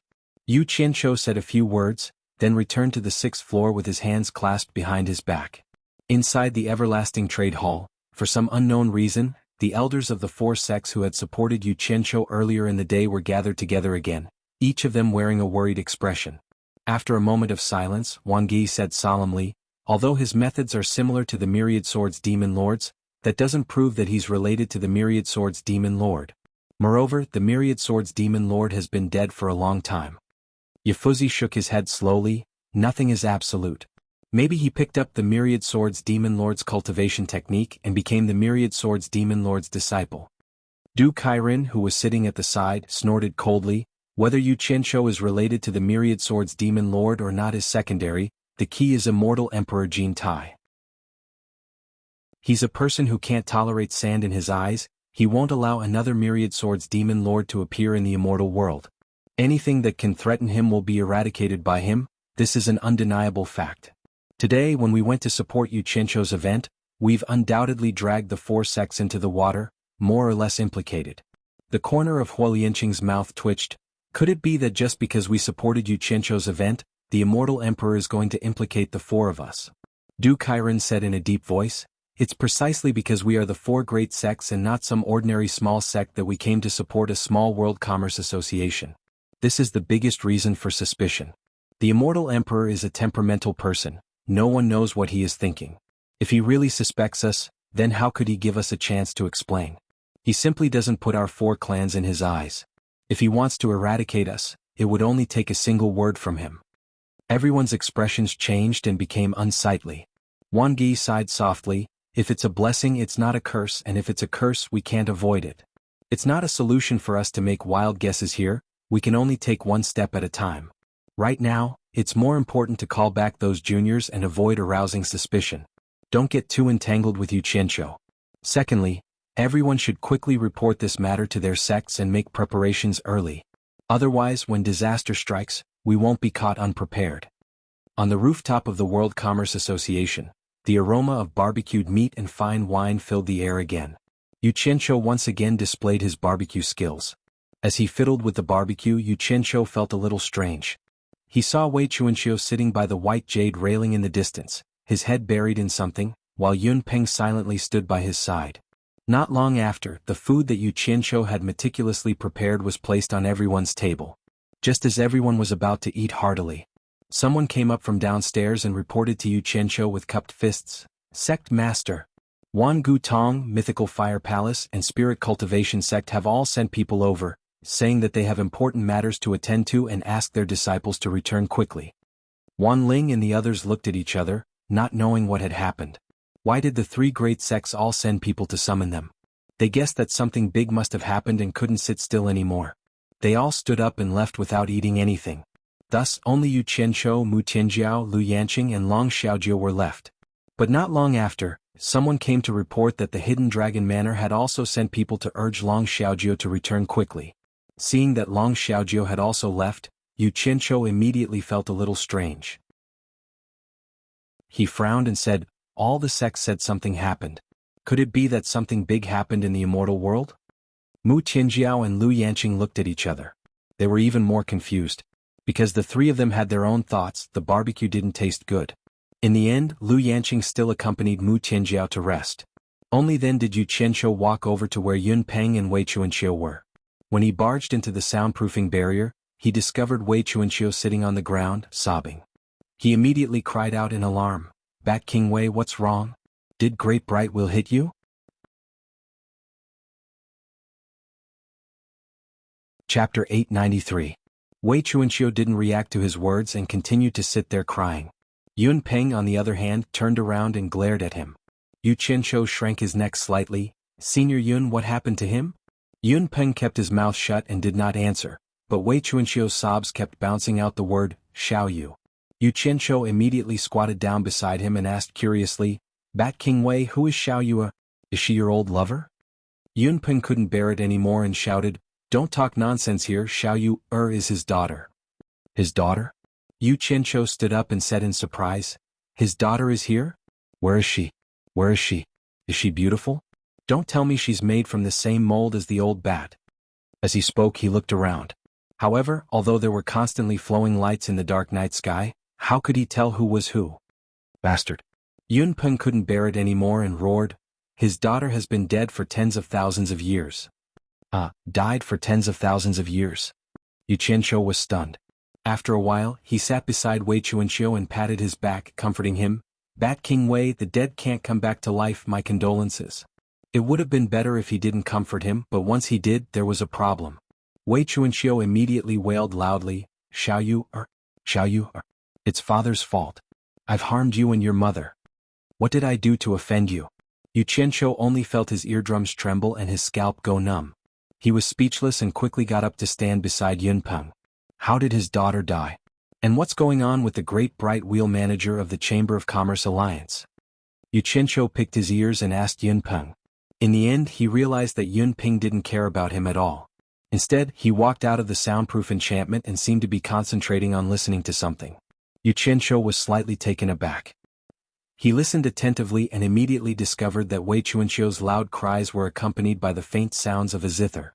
He also stepped out of the soundproof enchantment, and Wei Chuanxiu's cries were immediately cut off. In the quiet night, there was a faint singing sound that sounded like the spirits of a beautiful woman. It was very pleasant to listen to. The sound came from downstairs. "I have a flower that grows in my heart. No one understands true love." After Yu Qianzhou heard it clearly, his expression twitched. He knew that it was Lu Yanqing who was playing and singing. Tilting his head to look at Yun Peng, he discovered that Yun Peng's usually calm face had a look of surprise, as if he had heard the sound of nature. Yu Qianzhou looked at Wei Chuanxiu, who was still crying non-stop, and was completely speechless. He realized that he had nothing in common with these two experts tonight, so he immediately flung his sleeves and left. Inside the Wan Gu Tong branch, Wan Ling was stunned after hearing Wan Gi's analysis. Then she covered her mouth and giggled, gasping for breath as she said, "You guys actually think that Yu Qianzhou is related to the 10,000 Swords Demon Lord?"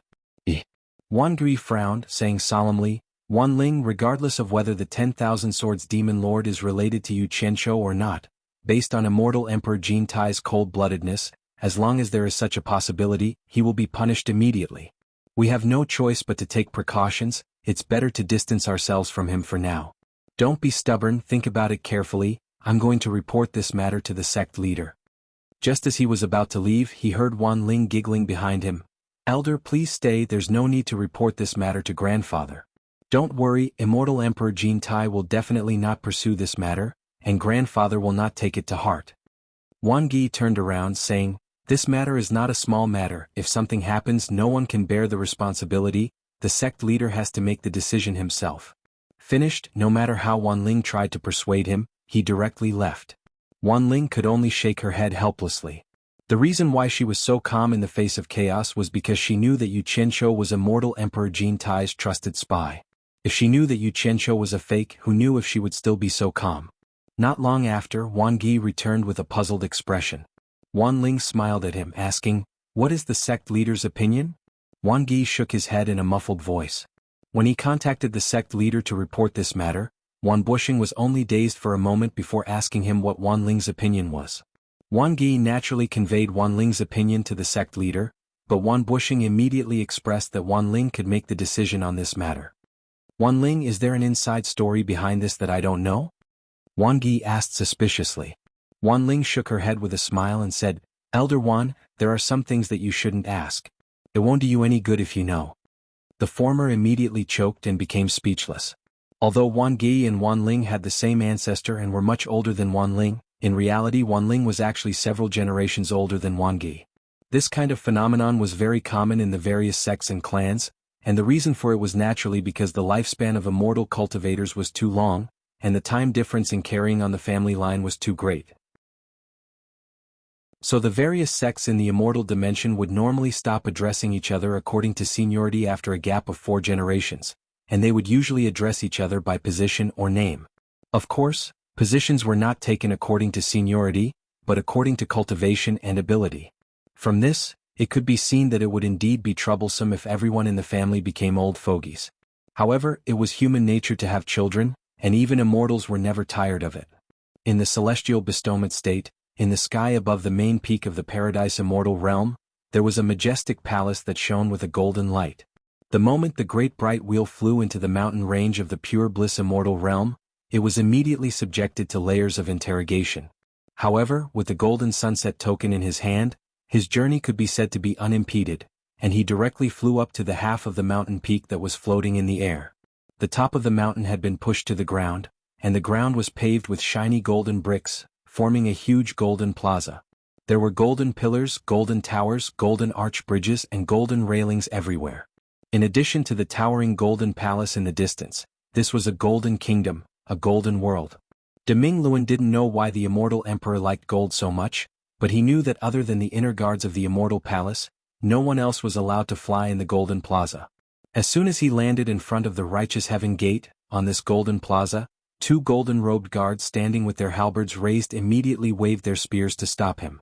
Deming Luan pushed out a token that shone with golden light with a single palm, and the 2 guards immediately returned to their original positions. Flying was prohibited here, so the great bright wheel could only obediently walk along the main axis straight to the immortal palace in the distance. This was the main path to the immortal palace, and there were railings on both sides with all kinds of immortal beasts carved on them. After walking for a short while, he saw an expressionless person walking over from the direction of the immortal palace. Deming Luan and that person were startled for a moment, then they both revealed a smile and walked face to face. That person was none other than the immortal palace's external affairs great commander Wu Xiong. The 2 of them had a good relationship in the immortal palace.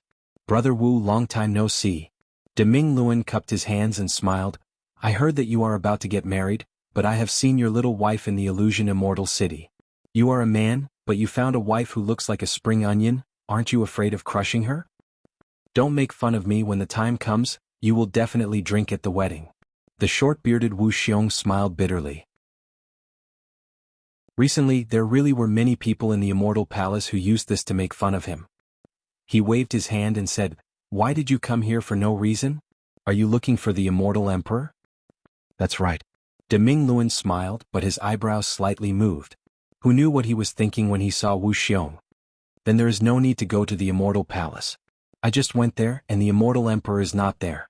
He said he went to the newly built dancing Immortal Palace below. It just so happens that my wedding day is approaching, and I want to ask for leave from the Immortal Emperor. Why don't we go together? Wu Xiong waved his hand and invited. What a coincidence, it just so happens to go there. Deming Luan smiled and the two of them walked out side by side. Just as Deming Luan was about to say what he was brewing in his stomach, Wu Xiong took the initiative to ask, as the leader of the Merchant Alliance, you rarely come back. Could it be that something big has happened? Something big has indeed happened. This matter might even involve the two of us. Deming Luan sighed. Wu Xiong stopped and squinted his eyes. Brother Ming Luan, are you joking or trying to scare me? What kind of big matter could involve me? Deming Luan smiled bitterly and shook his head. He immediately told Wu Xiong about Yu Qianzhou's fight with someone in the illusionary immortal city. He emphasized the situation of Yu Qianzhou controlling the myriad swords. So this Yu Qianzhou is very likely a remnant of the myriad swords demon monarch. But what does this have to do with me? Wu Xiong didn't react at first, but his expression changed as if he thought of something. Originally, it had nothing to do with you and me. Deming Luan spread his palms and smiled bitterly. You should know that I was once close friends with Yun Peng and Wei Chuanxiu. But what I don't understand is that these two guys are actually together with Yu Qianzhou. Although these two guys aren't very polite to me now, I can't abandon our friendship and watch them die.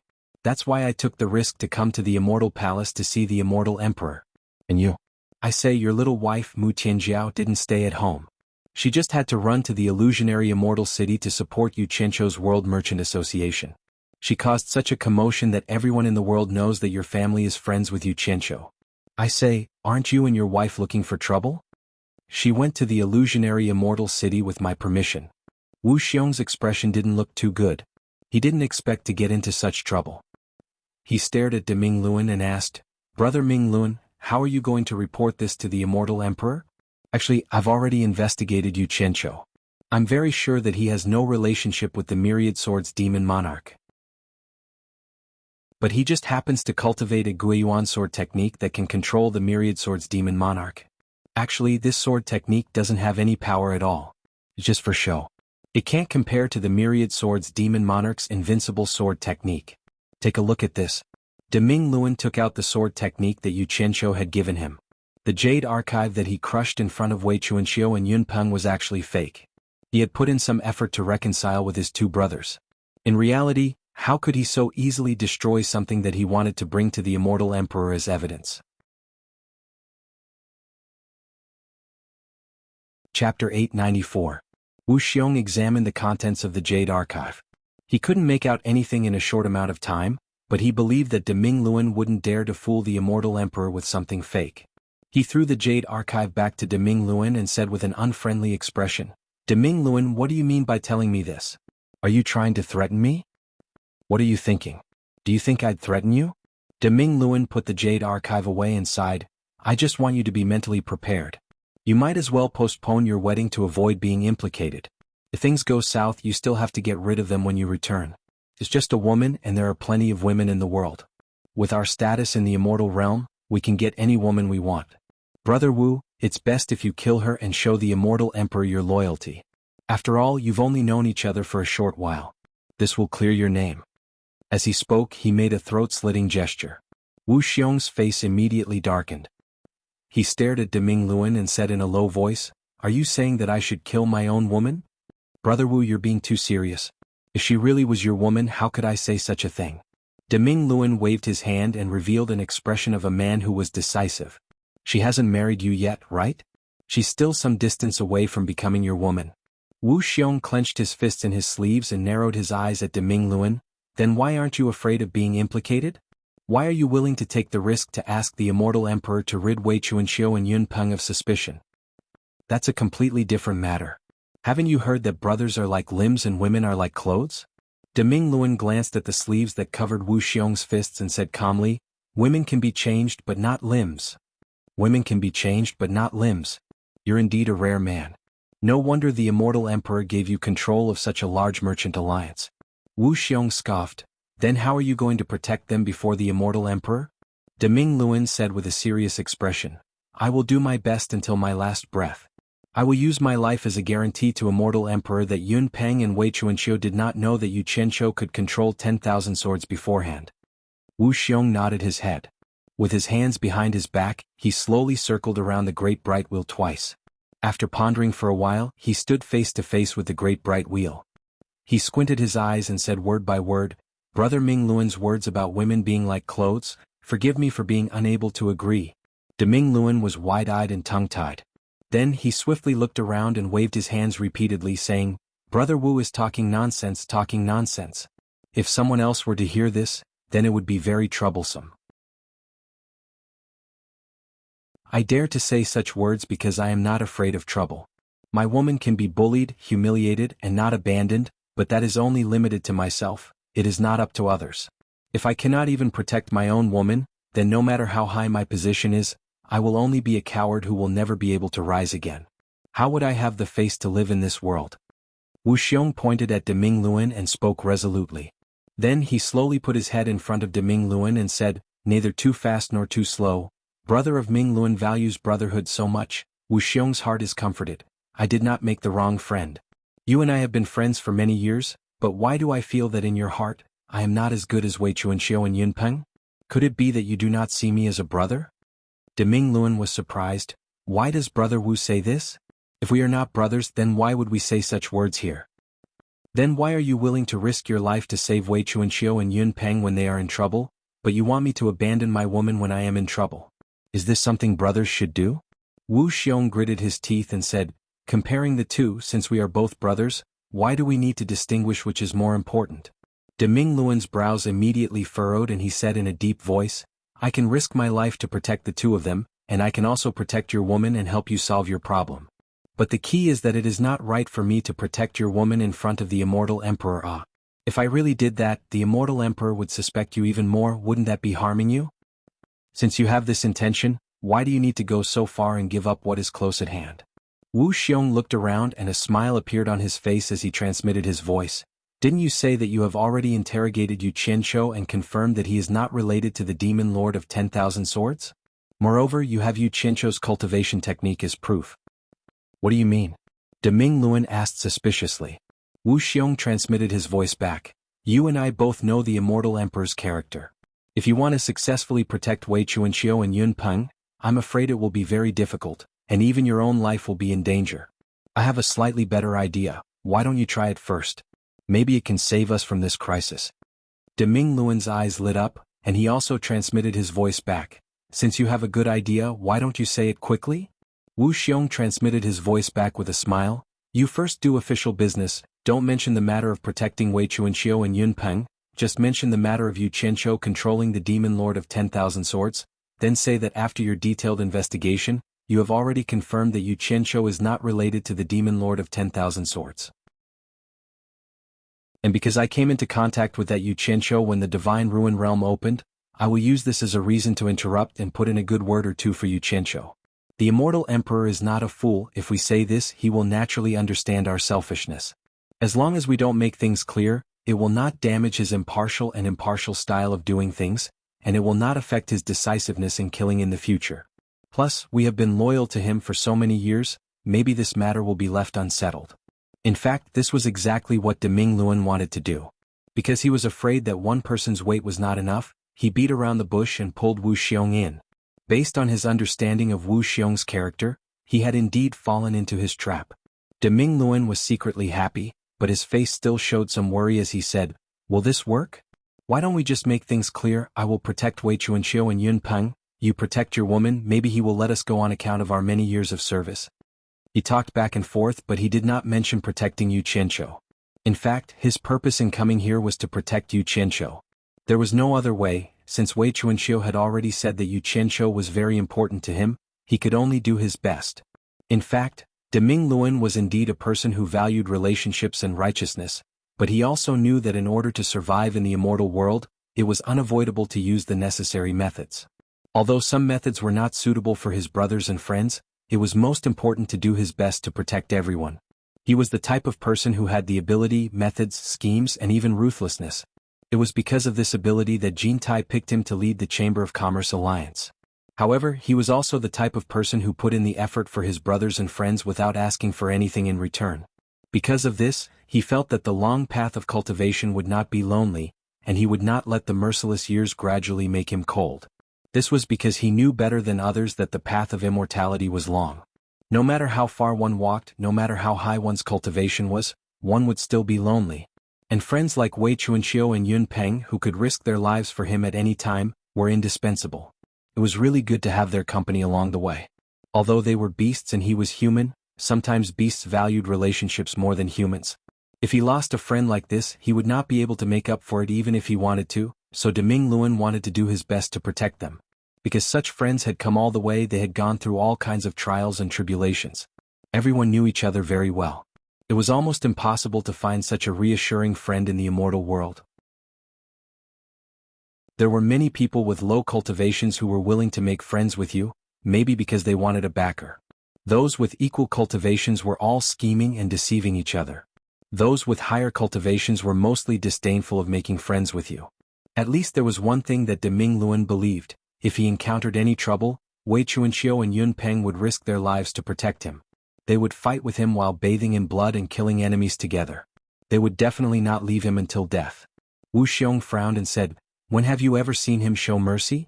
He has ruled the immortal world for so many years and has always been ruthless. If he shows mercy to us today, there will be others who will beg him to show mercy in the future. At that time, if he doesn't show mercy, the hearts of the people will be in chaos. How will he rule then? Do we really want him to kill everyone in the immortal world? So we have to give him a reason to show mercy. We can't make it clear. Only then will we have a chance. Taking a step back, he might implicate Yu Qianzhou and the others and let us go. If he still doesn't let us go and wants to kill to the end, then there's no other way. We can only beg him to show mercy. Success or failure, this is the last resort." To be able to reach their status in the immortal world, none of them were simple characters. Their words and actions were all far-sighted. Deming Luan sighed in his heart. Originally, he only wanted to bring Wu Xiong along to beg the immortal emperor because the two of them would have a higher chance of success. In the end, they were both capable subordinates of the immortal emperor, who knew that Wu Xiong would think further and more meticulously. His method was also more comprehensive. So, this time he really let Wu Xiong down. Deming Luan nodded solemnly and said, "All right, we'll do as you say." Wu Xiong slowly let out a sigh of relief. The two of them then strode out of the righteous heavenly gate, and turned into flowing lights as they flew downwards. At this time, Yu Qianzhou was probably still thinking about how to develop and strengthen his forces at the World Commerce Association, leisurely dreaming his sweet dreams. Little did he know that by casually showing off his skills and causing a ruckus, he had pulled a hair and affected the whole body. He didn't know how many people had been implicated, and all of them were unable to eat or sleep in peace. Some were anxious, some were terrified, and some were trying their best to help him solve the problem. Using the conclusion of Wu Sihai from the four great families, this guy was a jinx. Wherever he went, he would be uneasy. However, what Wu Sihai didn't expect was that Yu Qianzhou had already brought disaster to the immortal world. A large group of people were terrified by his unintentional actions. Chapter 895. On the secondary peak next to the main peak of the Paradise of Bliss, there was a high wall made of green and pleasant jade. The wall was covered with all kinds of flower and bird patterns, and the layers of wavy walls were made of extremely rare pink jade. The pavilions, terraces, and buildings within the high walls were all constructed with various colored jades and jadeites. It was like a colorful crystal palace, exquisite, grand, and extremely gorgeous. A man in a golden robe slowly walked out of the crystal palace and into the four-cornered jade pavilion in the courtyard. He stood there steadily with his hands behind his back.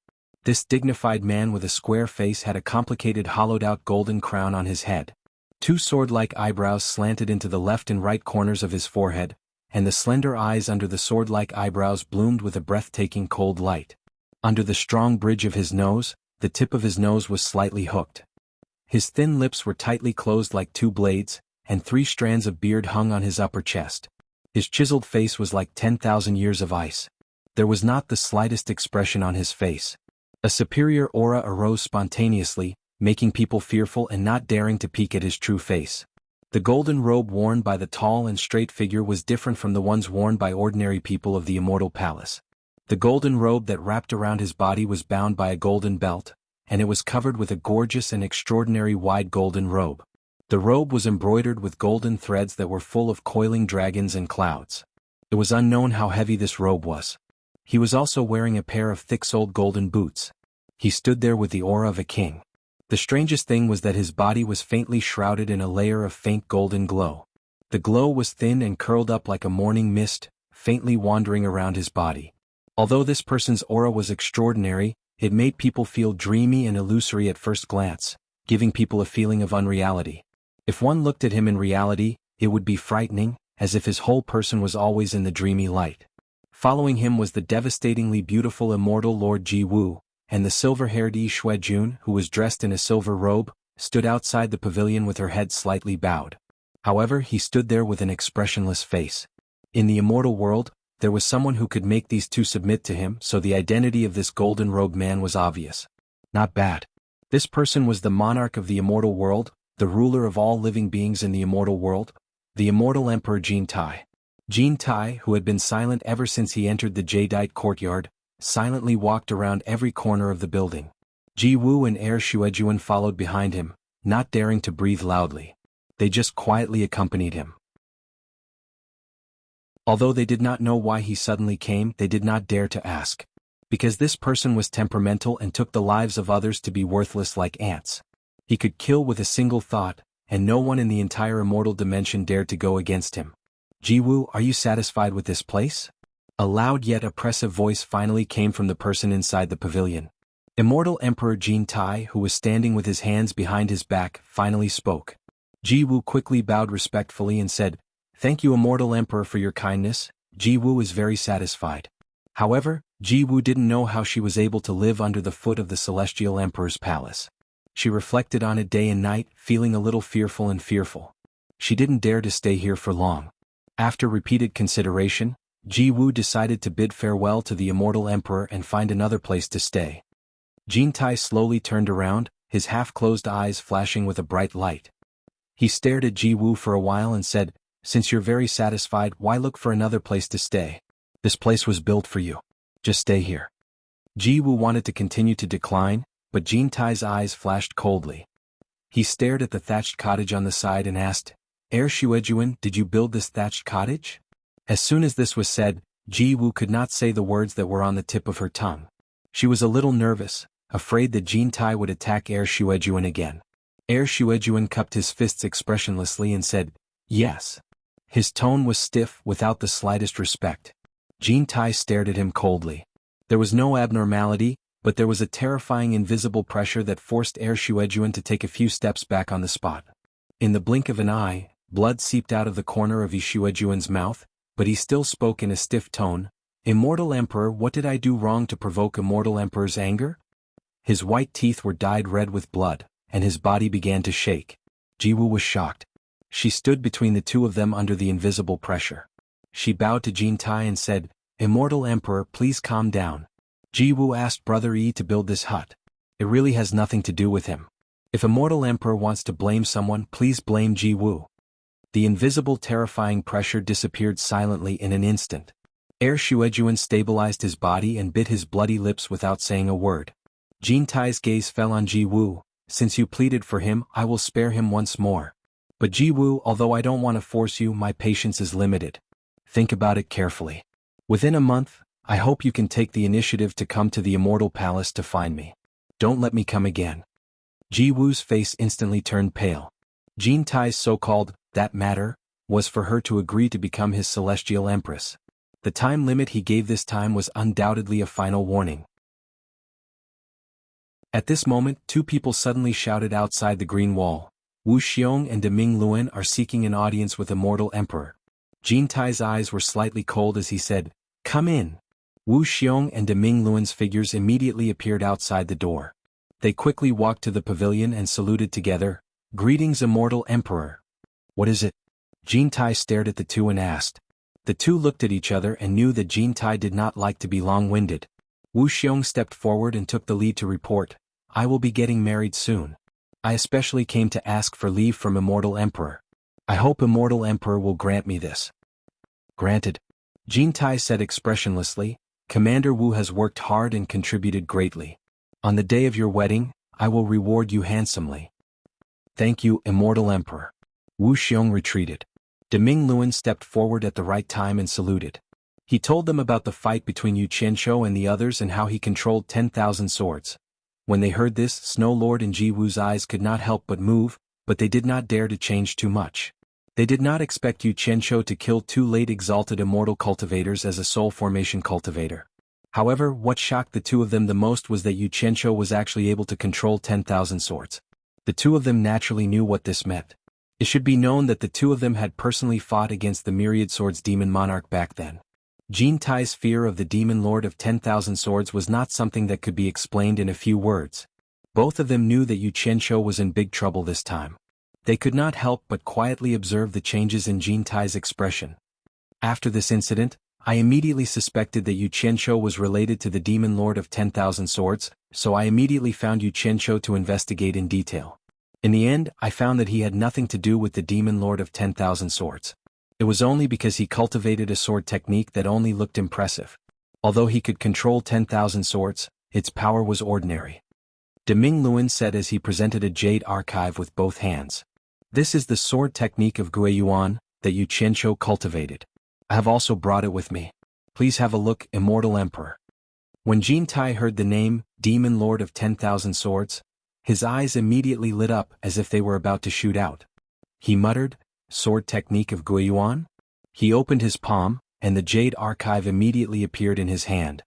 His eyes opened and closed and the light in his eyes flickered.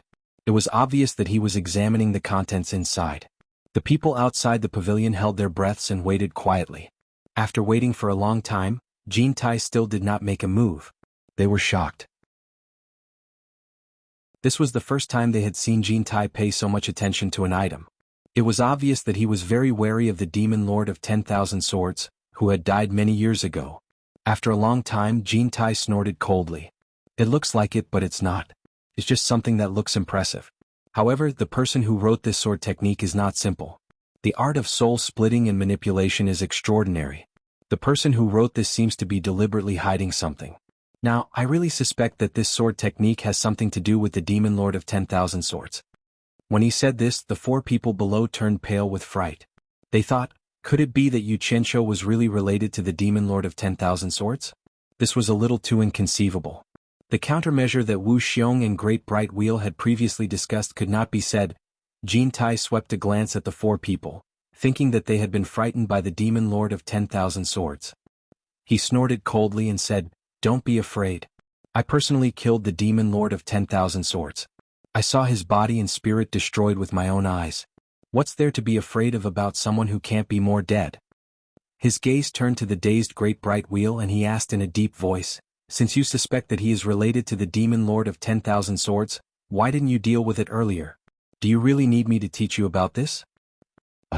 Great Bright Wheel didn't get the chance to explain. Wu Xiong took another step forward and answered first, reporting to the Immortal Emperor. "This matter is all my fault. I was the one who asked Great Bright Wheel to delay his actions." "This matter has something to do with you?" Jin Tai's eyes flashed with a cold light. Great Bright Wheel was anxious. He lowered his head and didn't say a word. He didn't know how Wu Xiong would deal with this. Wu Xiong hurriedly explained, "Because I accidentally came into contact with Yu Qianzhou during the meeting in the Divine Ruins realm. At that time, I learned from him that he had picked up a jade archive in the Divine Ruins realm, which recorded this xuanhuan sword technique. At that time, he wanted to flatter me and wanted to give this jade archive to me. At that time, I thought that it was something left behind by the disciples of the various sects in the Divine Ruins realm. I thought that the disciples sent out by the various sects were only at the demigod stage. What good things could they have left behind? I didn't take a fancy to it at that time, so I didn't take it from him. Instead, I accepted an immortal herb worth 60 billion divine great spirit stones. I am guilty, and I am willing to accept the Immortal Emperor's punishment." Great Bright Wheel sighed slightly in his heart when he heard this. In order to protect his woman, this Wu Xiong actually didn't hesitate to make up lies and dirty lies. "Oh. I didn't think that the external affairs great commander of my immortal palace would also learn to accept bribes." Jin Tai said indifferently, then raised the jade archive in his hand. A strange light flashed in his eyes as he said, "In that case, this jade archive actually came from the Divine Ruins realm. Wu Xiong, are you sure you didn't make a mistake?"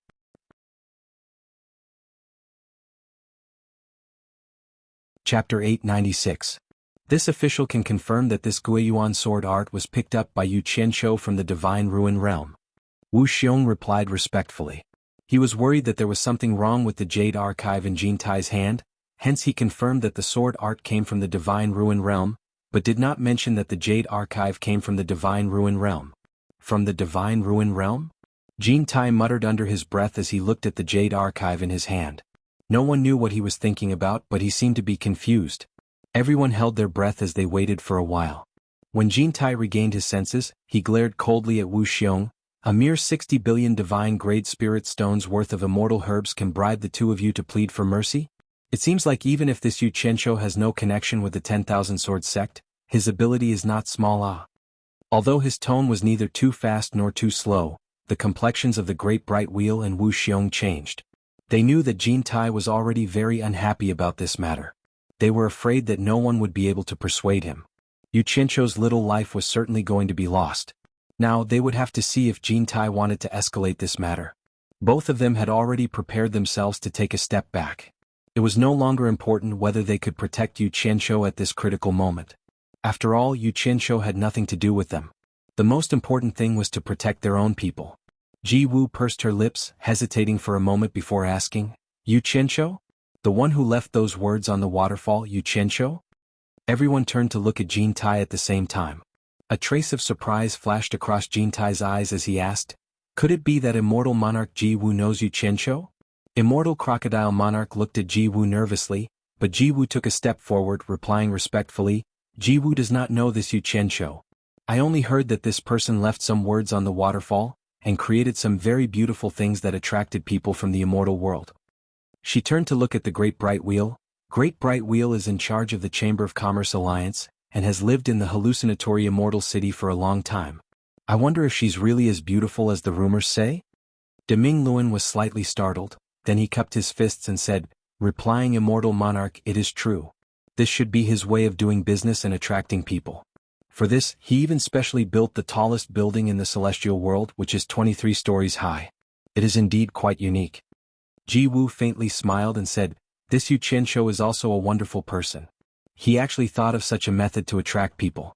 If there's a chance, I'll have to pay a visit to his World Chamber of Commerce. If that World Chamber of Commerce is really as beautiful as the rumors say, I would like to invite them to help me design and build a beautiful residence in the future. Deming Luan and Wu Xiong looked at each other speechlessly. Then they quietly looked at Jin Tai. Jin Tai glanced coldly at the Crystal Palace, then looked at Ji Wu and asked, Immortal Lord Ji Wu, are you not satisfied with this residence? I wouldn't dare. Ji Wu bowed and said, the Celestial Emperor personally gave me a place to stay. Ji Wu is only grateful and doesn't dare to be dissatisfied. Although she spoke respectfully, everyone could hear that Ji Wu was clearly dissatisfied with this residence but didn't dare to say it out of consideration for the Celestial Emperor's face. Jin Tai frowned and said, if you don't like it, then build one that you like. He then tilted his head and said, Wu Xiong, summon that Yu Qianqiu and tell him to build a satisfactory residence for immortal Lord Ji Wu. Tell him that if he does well, I will reward him. Wu Xiong was overjoyed. Since Jin Tai said this, it meant that he wouldn't pursue the matter of Yu Qianqiu anymore. Then all the danger was resolved. Wu Xiong was about to accept the order when Ji Wu shouted, wait! They looked over and saw Ji Wu bow and say, Ji Wu appreciates the Celestial Emperor's kindness. However, this Yu Qianqiu might be related to the demon monarch of myriad swords. How can Ji Wu do something that will make the Celestial Emperor unhappy just because of my own small preferences? Great Bright Wheel and Wu Xiong were secretly overjoyed, but when they heard this, their hearts dropped again. Jin Tai paused and stared at Wu Xiong and Great Bright Wheel and said, you two have really investigated whether this Yu Qianqiu is related to myriad swords? Yes, we don't dare to lie. Great Bright Wheel and Wu Xiong replied in unison. The two of them had thrown caution to the wind this time. Although they said they didn't dare, in reality they were lying. Jin Tai nodded slightly and said, Ji Wu, since they have already investigated, it means that Yu Qianqiu indeed has nothing to do with Wang Jian. Recruiting him to build you a residence that you like can't be considered as abandoning the public for personal reasons. Moreover, a person who has been dead for a long time is not enough for us to go to war. These words were equivalent to confirming the matter. Great Bright Wheel and Wu Xiong immediately sighed in relief, knowing that the danger had passed. Ji Wu pondered for a moment and said, Let's wait until I have the chance to go to the World Commerce Association to take a look. If it really is to my liking, it won't be too late to summon him. If it is not to my liking, why would I ask him to come? Jintai did not speak when he heard this. The reason why he put Jiwu under house arrest here was to make Jiwu agree to be his immortal empress without being forced. After all, no one wanted their wife to be forced, let alone the dignified immortal empress from the immortal world. He had just set a deadline of 1 month. After a month, if Jiwu still did not agree, then he would use force. Therefore, he would not let Jiwu go for at least this month unless Jiwu agreed in advance. Since you have made up your mind, then I won't force you. Let's wait until you see it in the future. Jintai pushed the boat with the current and said to Wu Xiong and Great Bright Wheel, if there is nothing else, go do your own things. After that, the golden glow flashed in the jadeite pavilion and disappeared. As soon as Jintai left, the invisible pressure that enveloped the entire courtyard disappeared. But at this moment, Yu Xuejun suddenly staggered and spat out a large mouthful of blood. Fresh blood sprayed onto the pillars of the jadeite pavilion and slid down bit by bit. It was a ghastly sight. Brother Yu, what happened to you? Jiwu exclaimed and quickly supported him. Of course it is Jintai's doing. Yu Xuejun gritted his teeth and waved his hand. It's nothing. I've been holding it in. I feel better after spitting it out. He took out an immortal pill and swallowed it. Jiwu looked at Great Bright Wheel and Wu Xiong awkwardly. She did not know if they would report Yu Xuejun scolding Jintai in front of them. Great Bright Wheel and Wu Xiong looked at each other, feeling a little emotional. Back then, one of the 12 great immortal monarchs was one of the top figures in the immortal world. Both of them had to be respectful when they saw him. Now he had fallen into such a situation. The world was fickle and fate was unpredictable. In fact, Jiwu was thinking too much. The two were not fools. They both knew that Jiwu and Yu Xuejun had a close relationship. If they reported Yu Xuejun to the immortal emperor, wouldn't they be looking for trouble in the future? Everyone knew that the weak could not win against the strong. Sooner or later, Jiwu would become the immortal empress. If they offended the immortal empress, they would not want to live in the future. To put it bluntly, even if Jiwu killed the two of them now, their deaths would be in vain. The immortal emperor would not do anything to Jiwu. The two naturally pretended not to see or hear anything. They cupped their hands at Jiwu and said, "Farewell, immortal monarch." Jiwu held Yu Xuejun's arm with one hand and raised the other slightly, saying, "Goodbye." Great Bright Wheel and Wu Xiong cupped their hands at Yu Xuejun again, then quickly turned and walked out, turning into two streams of light outside the courtyard. "Brother Yu, why do you have to do this?"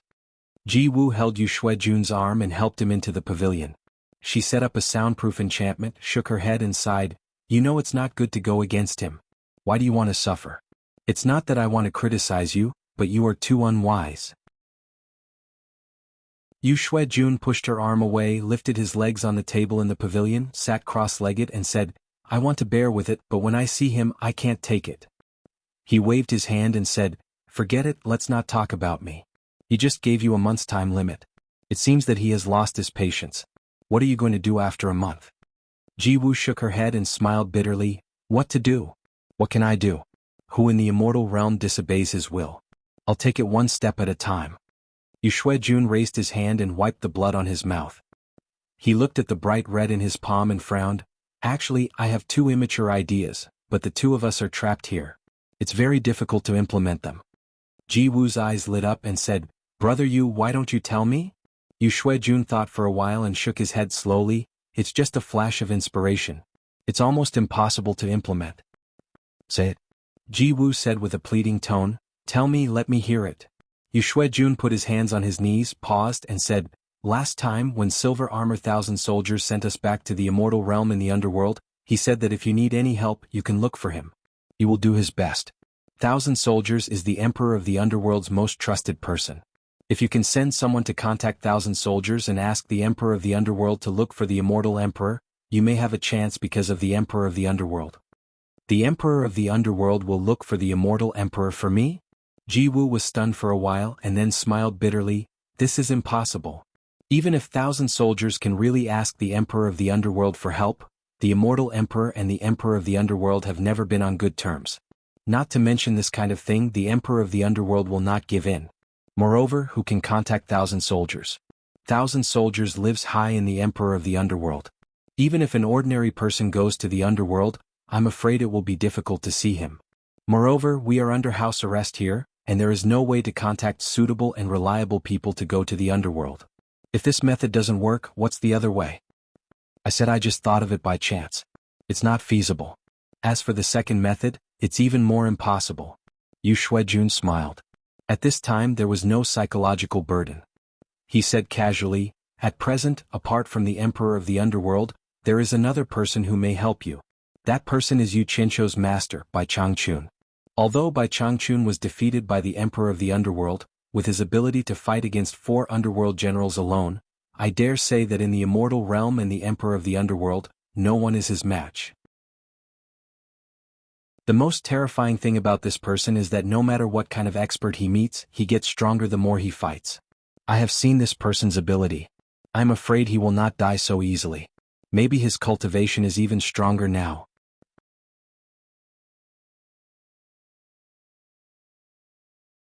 Chapter 897. Ji-Wu's expression froze. She had fought with Bai Changchun twice. When it came to Bai Changchun's ability, she knew it better than Yi Xuejuan. He was an extraordinary existence, and the more he fought, the stronger he became. She clearly remembered that when they first fought, Bai Changchun was still no match for her and Yi Xiao. But when he appeared again not long after, that terrifying scene was still fresh in her memory. Yi Xuejuan saw that she was silent and lowered his voice. "If Bai Changchun is not dead, I believe that he is the one who is qualified to fight against Kentaichi. Because I don't think Jin Tai is necessarily the opponent of Emperor of the Underworld. Since Bai Changchun can fight with Emperor of the Underworld, he can naturally fight with Jin Tai. If Yu Qianqiu can contact him and ask him to deal with Jin Tai, even if he is not Jin Tai's opponent, at least he can make Jin Tai forget about you for a short time. If he can kill Jin Tai, it will be better." But he was seriously injured by Emperor of the Underworld and fled into the boundless dark land. Now I don't know if he is dead or alive. Even if he is still alive, can Yu Qianqiu find him? Even if he can find him, why would Yu Qianqiu let his master take such a big risk? Brother Yi, think about it. If Bai Changchun comes here to challenge Jin Tai, Emperor of the Underworld will come to take revenge. At that time Bai Changchun will not only face Jin Tai. Ji-Wu bitterly smiled and said, "Besides, it's not good to tell him this through someone else. We're under house arrest here, so there's no way for us to meet him. If someone else told him this, do you think he would believe it? Most importantly, he doesn't need to help me like this." I said it is an immature method. If you say that he doesn't need to help, then you are overthinking. You have saved his life just now. Shouldn't he be grateful? Ji-Wu shook her head and said, "But he saved me before. If he didn't save me before, I don't need to save him this time. An eye for an eye, no one owes anyone anything, so we cancel each other out. It's a pity that you and I don't have a chance to go to the illusory immortal city.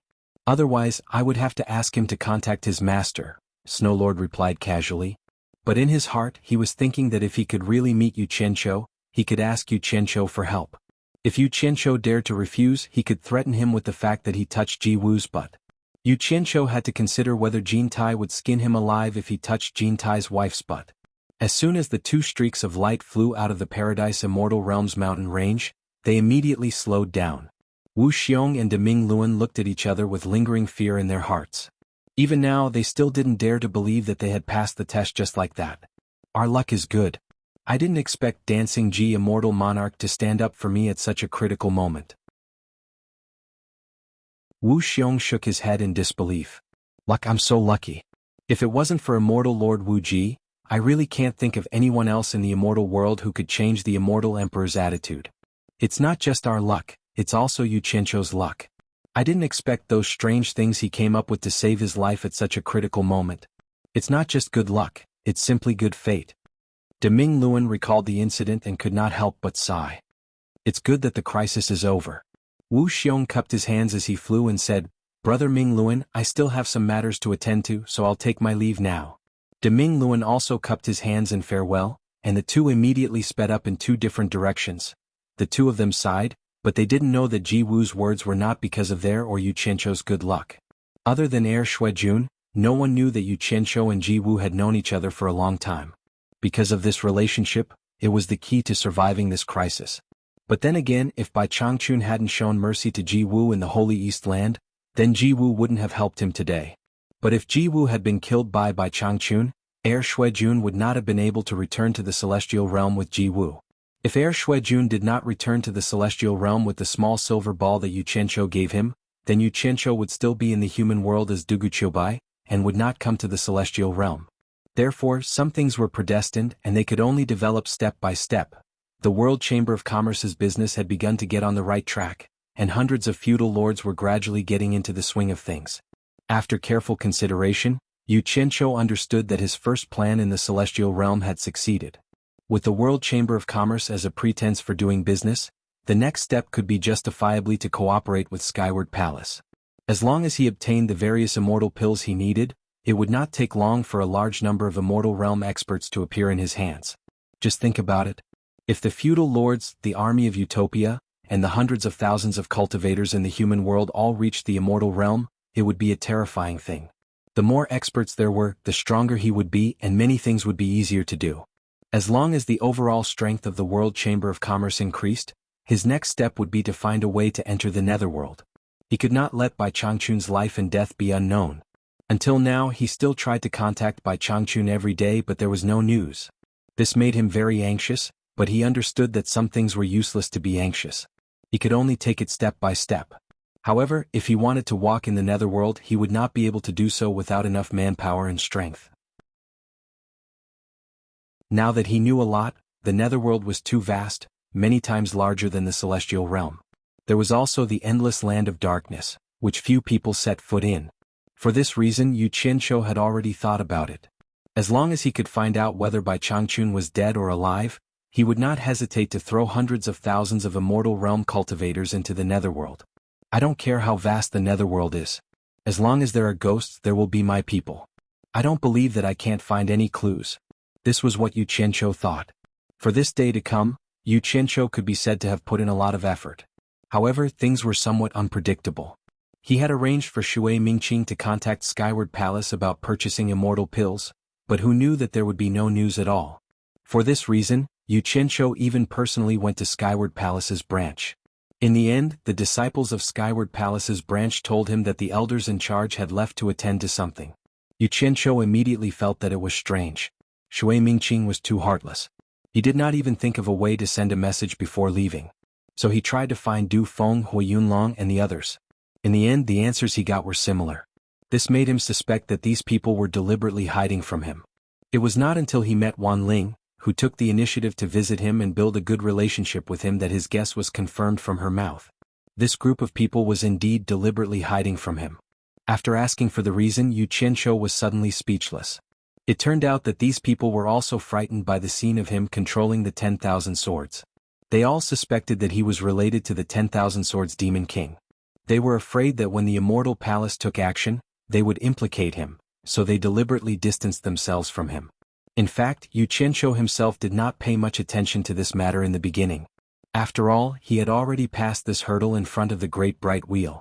But now that this group of people had messed with him, he also became nervous. Thinking about it, it made sense. The Great Bright Wheel was the Great Bright Wheel. It definitely did not represent the attitude of immortal Emperor Jin Tai. The latter was the master who held the power of life and death. On the rooftop of the World Commerce Association, there was a long rattan chair that could seat 3 people. However, there was only a man and a woman sitting side by side in the sun, looking a bit like a couple. Yu Qianqiu was worried, but on the surface he lazily said, "Thank you for telling me this, but they are all afraid of being implicated by me. Are you not afraid?" Wan Ling tilted her head to look at him and chuckled, "Others may not know your background, but do you think I don't know? Do you think I need to be afraid?" Yu Qianqiu was startled. Think about it, the other party thought of him as a trusted secret agent of the immortal emperor. Why would he be afraid? Speechless, he tilted his head to look at the smiling Wan Ling. She was quite pretty. No matter how he looked at her, she did not look like such a pervert. He couldn't help but ask, "Wan Ling, I heard that you like to steal other people's husbands. Is that true?" Wan Ling's smile abruptly stopped. Her expression slightly darkened. If someone else said this in front of her, she would have already exploded. However, the person in front of her was Yu Qianqiu. At this moment, a figure suddenly appeared in front of the two of them. The newcomer was wearing a golden robe and was thin. Who else could it be but Deming Luan? The two of them quickly stood up and bowed. Deming Luan seemed to be a bit surprised that Wan Ling would be alone with Yu Qianqiu. He then directly asked Yu Qianqiu, "Where is Wu Xiong's wife?" She left early in the morning. Yu Qianqiu was a bit apprehensive as he asked, "Why did executive come here?" Deming Luan looked at Wan Ling and didn't say anything. It seemed that it was not very convenient with an outsider around. Yu Qianqiu understood and immediately smiled at Wan Ling. "I have some things to do here, so I won't keep you for long. Come and play often when you have time." Wan Ling nodded and bowed to Deming Luan before flying away from the rooftop. Before she left, she couldn't help but look deeply at the two of them. From the way the two of them talked, she could tell that the relationship between the two of them was not ordinary. Especially when the two of them looked like they wanted to whisper something. Why was there a need for the dignified executive of the Chamber of Commerce Alliance to be like this with a small World Commerce Chamber's sect leader? From this, Wan Ling was even more certain that Yu Qianqiu was a secret agent of the Immortal Emperor. At the same time, she was even more certain that nothing would happen to Yu Qianqiu. Deming Luan looked around the rooftop and asked, "Where is Wei Chuanxiu and Yun Peng?" Yu Qianqiu shook his head and sighed, "AI. Don't mention Wei Chuanxiu anymore. I don't know what happened to him, but he seemed to have lost his soul these 2 days. He was crying and talking about his already dead daughter, Xiao Yuer." Deming Luan immediately knew what was going on. He had personally given that bat jade pendant to Wei Chuanxiu, so he had already expected it. He immediately frowned and said, "Where are they? Bring me to find them. Please follow me." Yu Qianqiu led Deming Luan down the rooftop. After entering the interior of the 22nd floor, Deming Luan was also attracted by the clean, bright and simple style. He couldn't help but look around a few more times. The two of them came to a large door at the end of the corridor. Yu Qianqiu pushed open the door and pointed inside.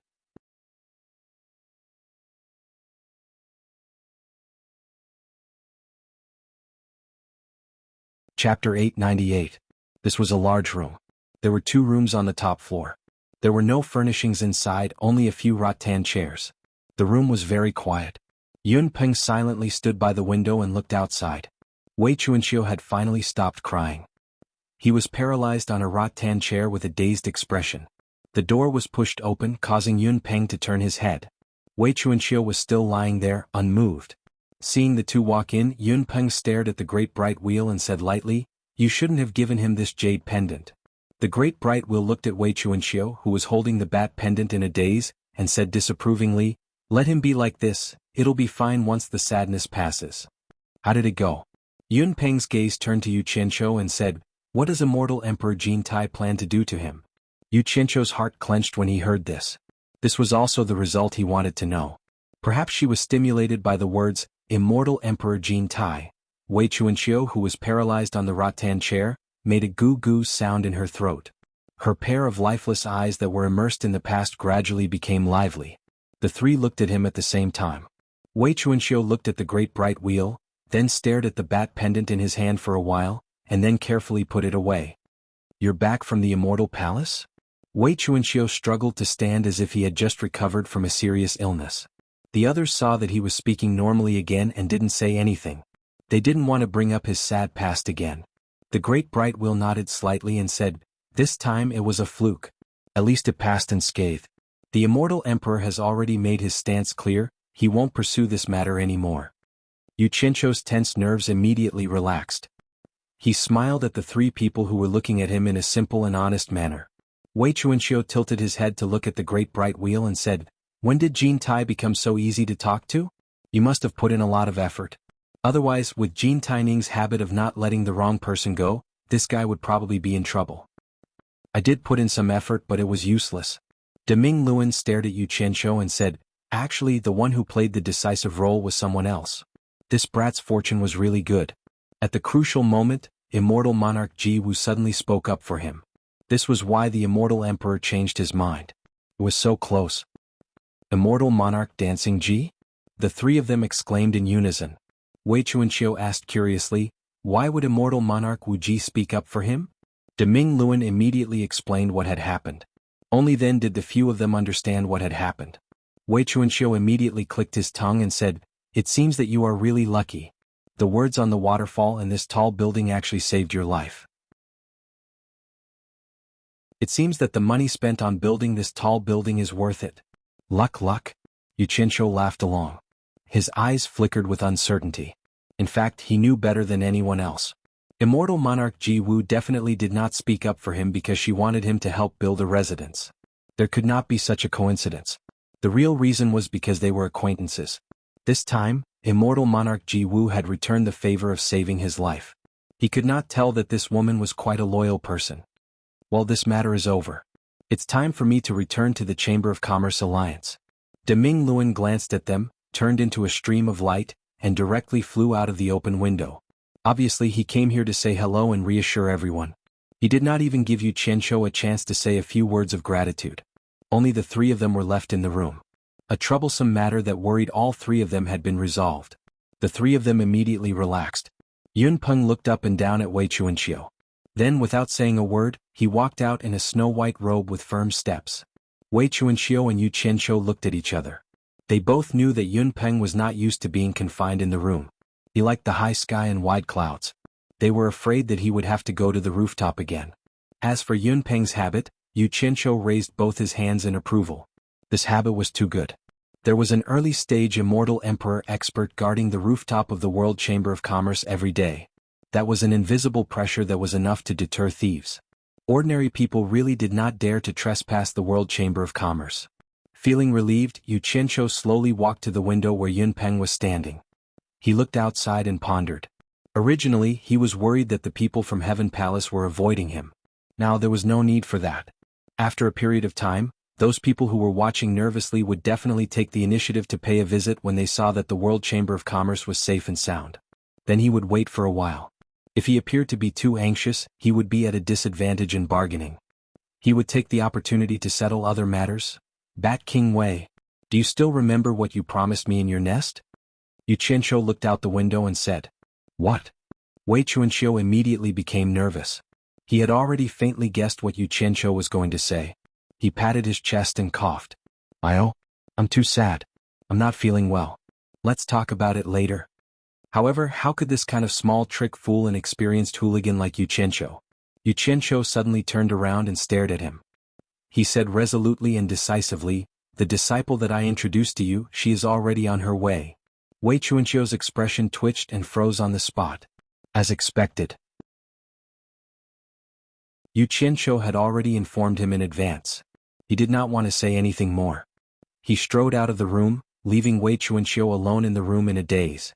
The entire 22nd floor was under Yu Qianzhou's sole control. Of course, if Wei Chuanxiu and Yun Peng wanted a room on this floor, he would not say anything. Yu Qianzhou, who had returned to his room, was very conflicted. There was no other reason than that he had not visited Furong Wu Lixue and the others for a long time. He had wanted to take this opportunity to go and comfort them one by one. However, now that he had met them, it would be inexcusable if he did not accompany them. After meeting them, going to bed, chatting, and then immediately leaving? He really could not stand the grief in their eyes when they parted. However, world commerce had only been established not long ago. Trouble could come knocking at their door at any time. He could not abandon world commerce to accompany women all day. Hugging a beauty in one hand and wielding a sword to conquer the world with the other was a good idea. He had heard of such a cool thing, but who would dare to do such a thing? They would definitely die a quick death. Moreover, he was still carefully working hard. How could he have the qualifications to act cool? He could only make them wait. He would bring them back after he had established himself. Yu Qianzhou comforted himself and disappeared from his room. When he reappeared, he had already returned to Bai Suzhen's room in Ethereal Palace in Utopia. However, he realized that Bai Suzhen was not in the room. He closed his eyes and used his divine sense to search the entire Utopia. At that moment, Bai Suzhen was in the immortal herb plantation. As Yu Qianzhou had instructed her and Chu Ping to keep an eye on the immortal herb plantation, she had spent most of her time here recently. Bai Suzhen, who was walking in the immortal herb garden to check on the growth of the immortal herbs, suddenly stopped. Yu Qianzhou's voice rang in her ears, asking her to return to her room. A peaceful smile appeared on Bai Suzhen's face. In a flash, she flew towards Ethereal Palace. As Yu Qianzhou's cultivation was no longer what it used to be, the entire area of Utopia had become very wide. Mountains and rivers had appeared one after another. Because of this, the purple chaos was getting further and further away from Ethereal Palace. In order to make better use of the purple chaos to plant immortal herbs, the immortal herb garden was set far away from Ethereal Palace. After half a day, Bai Suzhen returned to her room. As soon as she entered the room, she saw Yu Qianzhou lying on her couch and looking at her with a smile. A gentle smile appeared on Bai Suzhen's face. She walked to the couch and sat down. She looked at him and asked, "You've been waiting for a long time, right?" Actually, Yu Qianzhou didn't wait for long. Seeing that Bai Suzhen wouldn't be back for a while, he was afraid that something would happen during this half a day. Thus, he returned to the World Commerce Association to oversee things.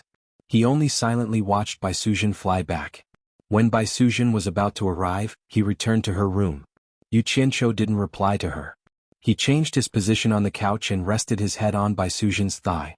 Bai Suzhen also adjusted her position and tried to make him as comfortable as possible. She stroked his hair and asked, "Did you summon me back for something?" Smelling Bai Suzhen's body fragrance, Yu Qianzhou, who was calming and relaxing, couldn't help but smile wryly when he heard this. "When can I always lie down like this and not care about anything? Then I can have my clothes stretched out and food served, and there's even a beautiful woman to accompany me." As he spoke, he reached out and stroked Bai Suzhen's tranquil and smiling face. "I'm sorry. This time I might have to break your peaceful life." Bai Suzhen grabbed his hand that was stroking her face and looked down at Yu Qianzhou, who was lying on her lap. She smiled faintly and said, "As long as you are well, this is my peaceful life. Do you need me to do anything? I know you don't have any interest in cultivation anymore, but I found you a master without your consent. I hope you won't be angry." Yu Qianzhou looked into Bai Suzhen's eyes and said, "If you really don't want to, then forget it." He had already decided that if Bai Suzhen didn't want to, he definitely wouldn't force her. When the time comes, he would consider letting Lady Mu go. "You found me a master?" Bai Suzhen was startled. Yu Qianzhou immediately climbed up and explained excitedly, "I found him from the immortal realm. Your master is not ordinary." He explained how he met Wei Chuanxiu and emphasized the origin of the 10,000 Demons Heart Sutra in Wei Chuanxiu's hands. He told her that he hoped she could cultivate the 10,000 Demons Heart Sutra. Hearing this, Bai Suzhen was very surprised. She didn't expect there to be such a powerful person like the ancestor of 10,000 demons, Tai Shu Zheng, in the demon race. Imagine how powerful the cultivation treasure left behind by a person who could be compared to the devil god would be. However, she was only surprised. Bai Suzhen didn't seem to have much interest in this. She frowned and thought for a while, then slowly nodded and said, "I'm willing. I hope I can help you after I've cultivated it." You're tuning in to the Sword Dance in the Vast Sky YouTube channel. Don't forget to subscribe and join us on this journey to catch the most captivating stories.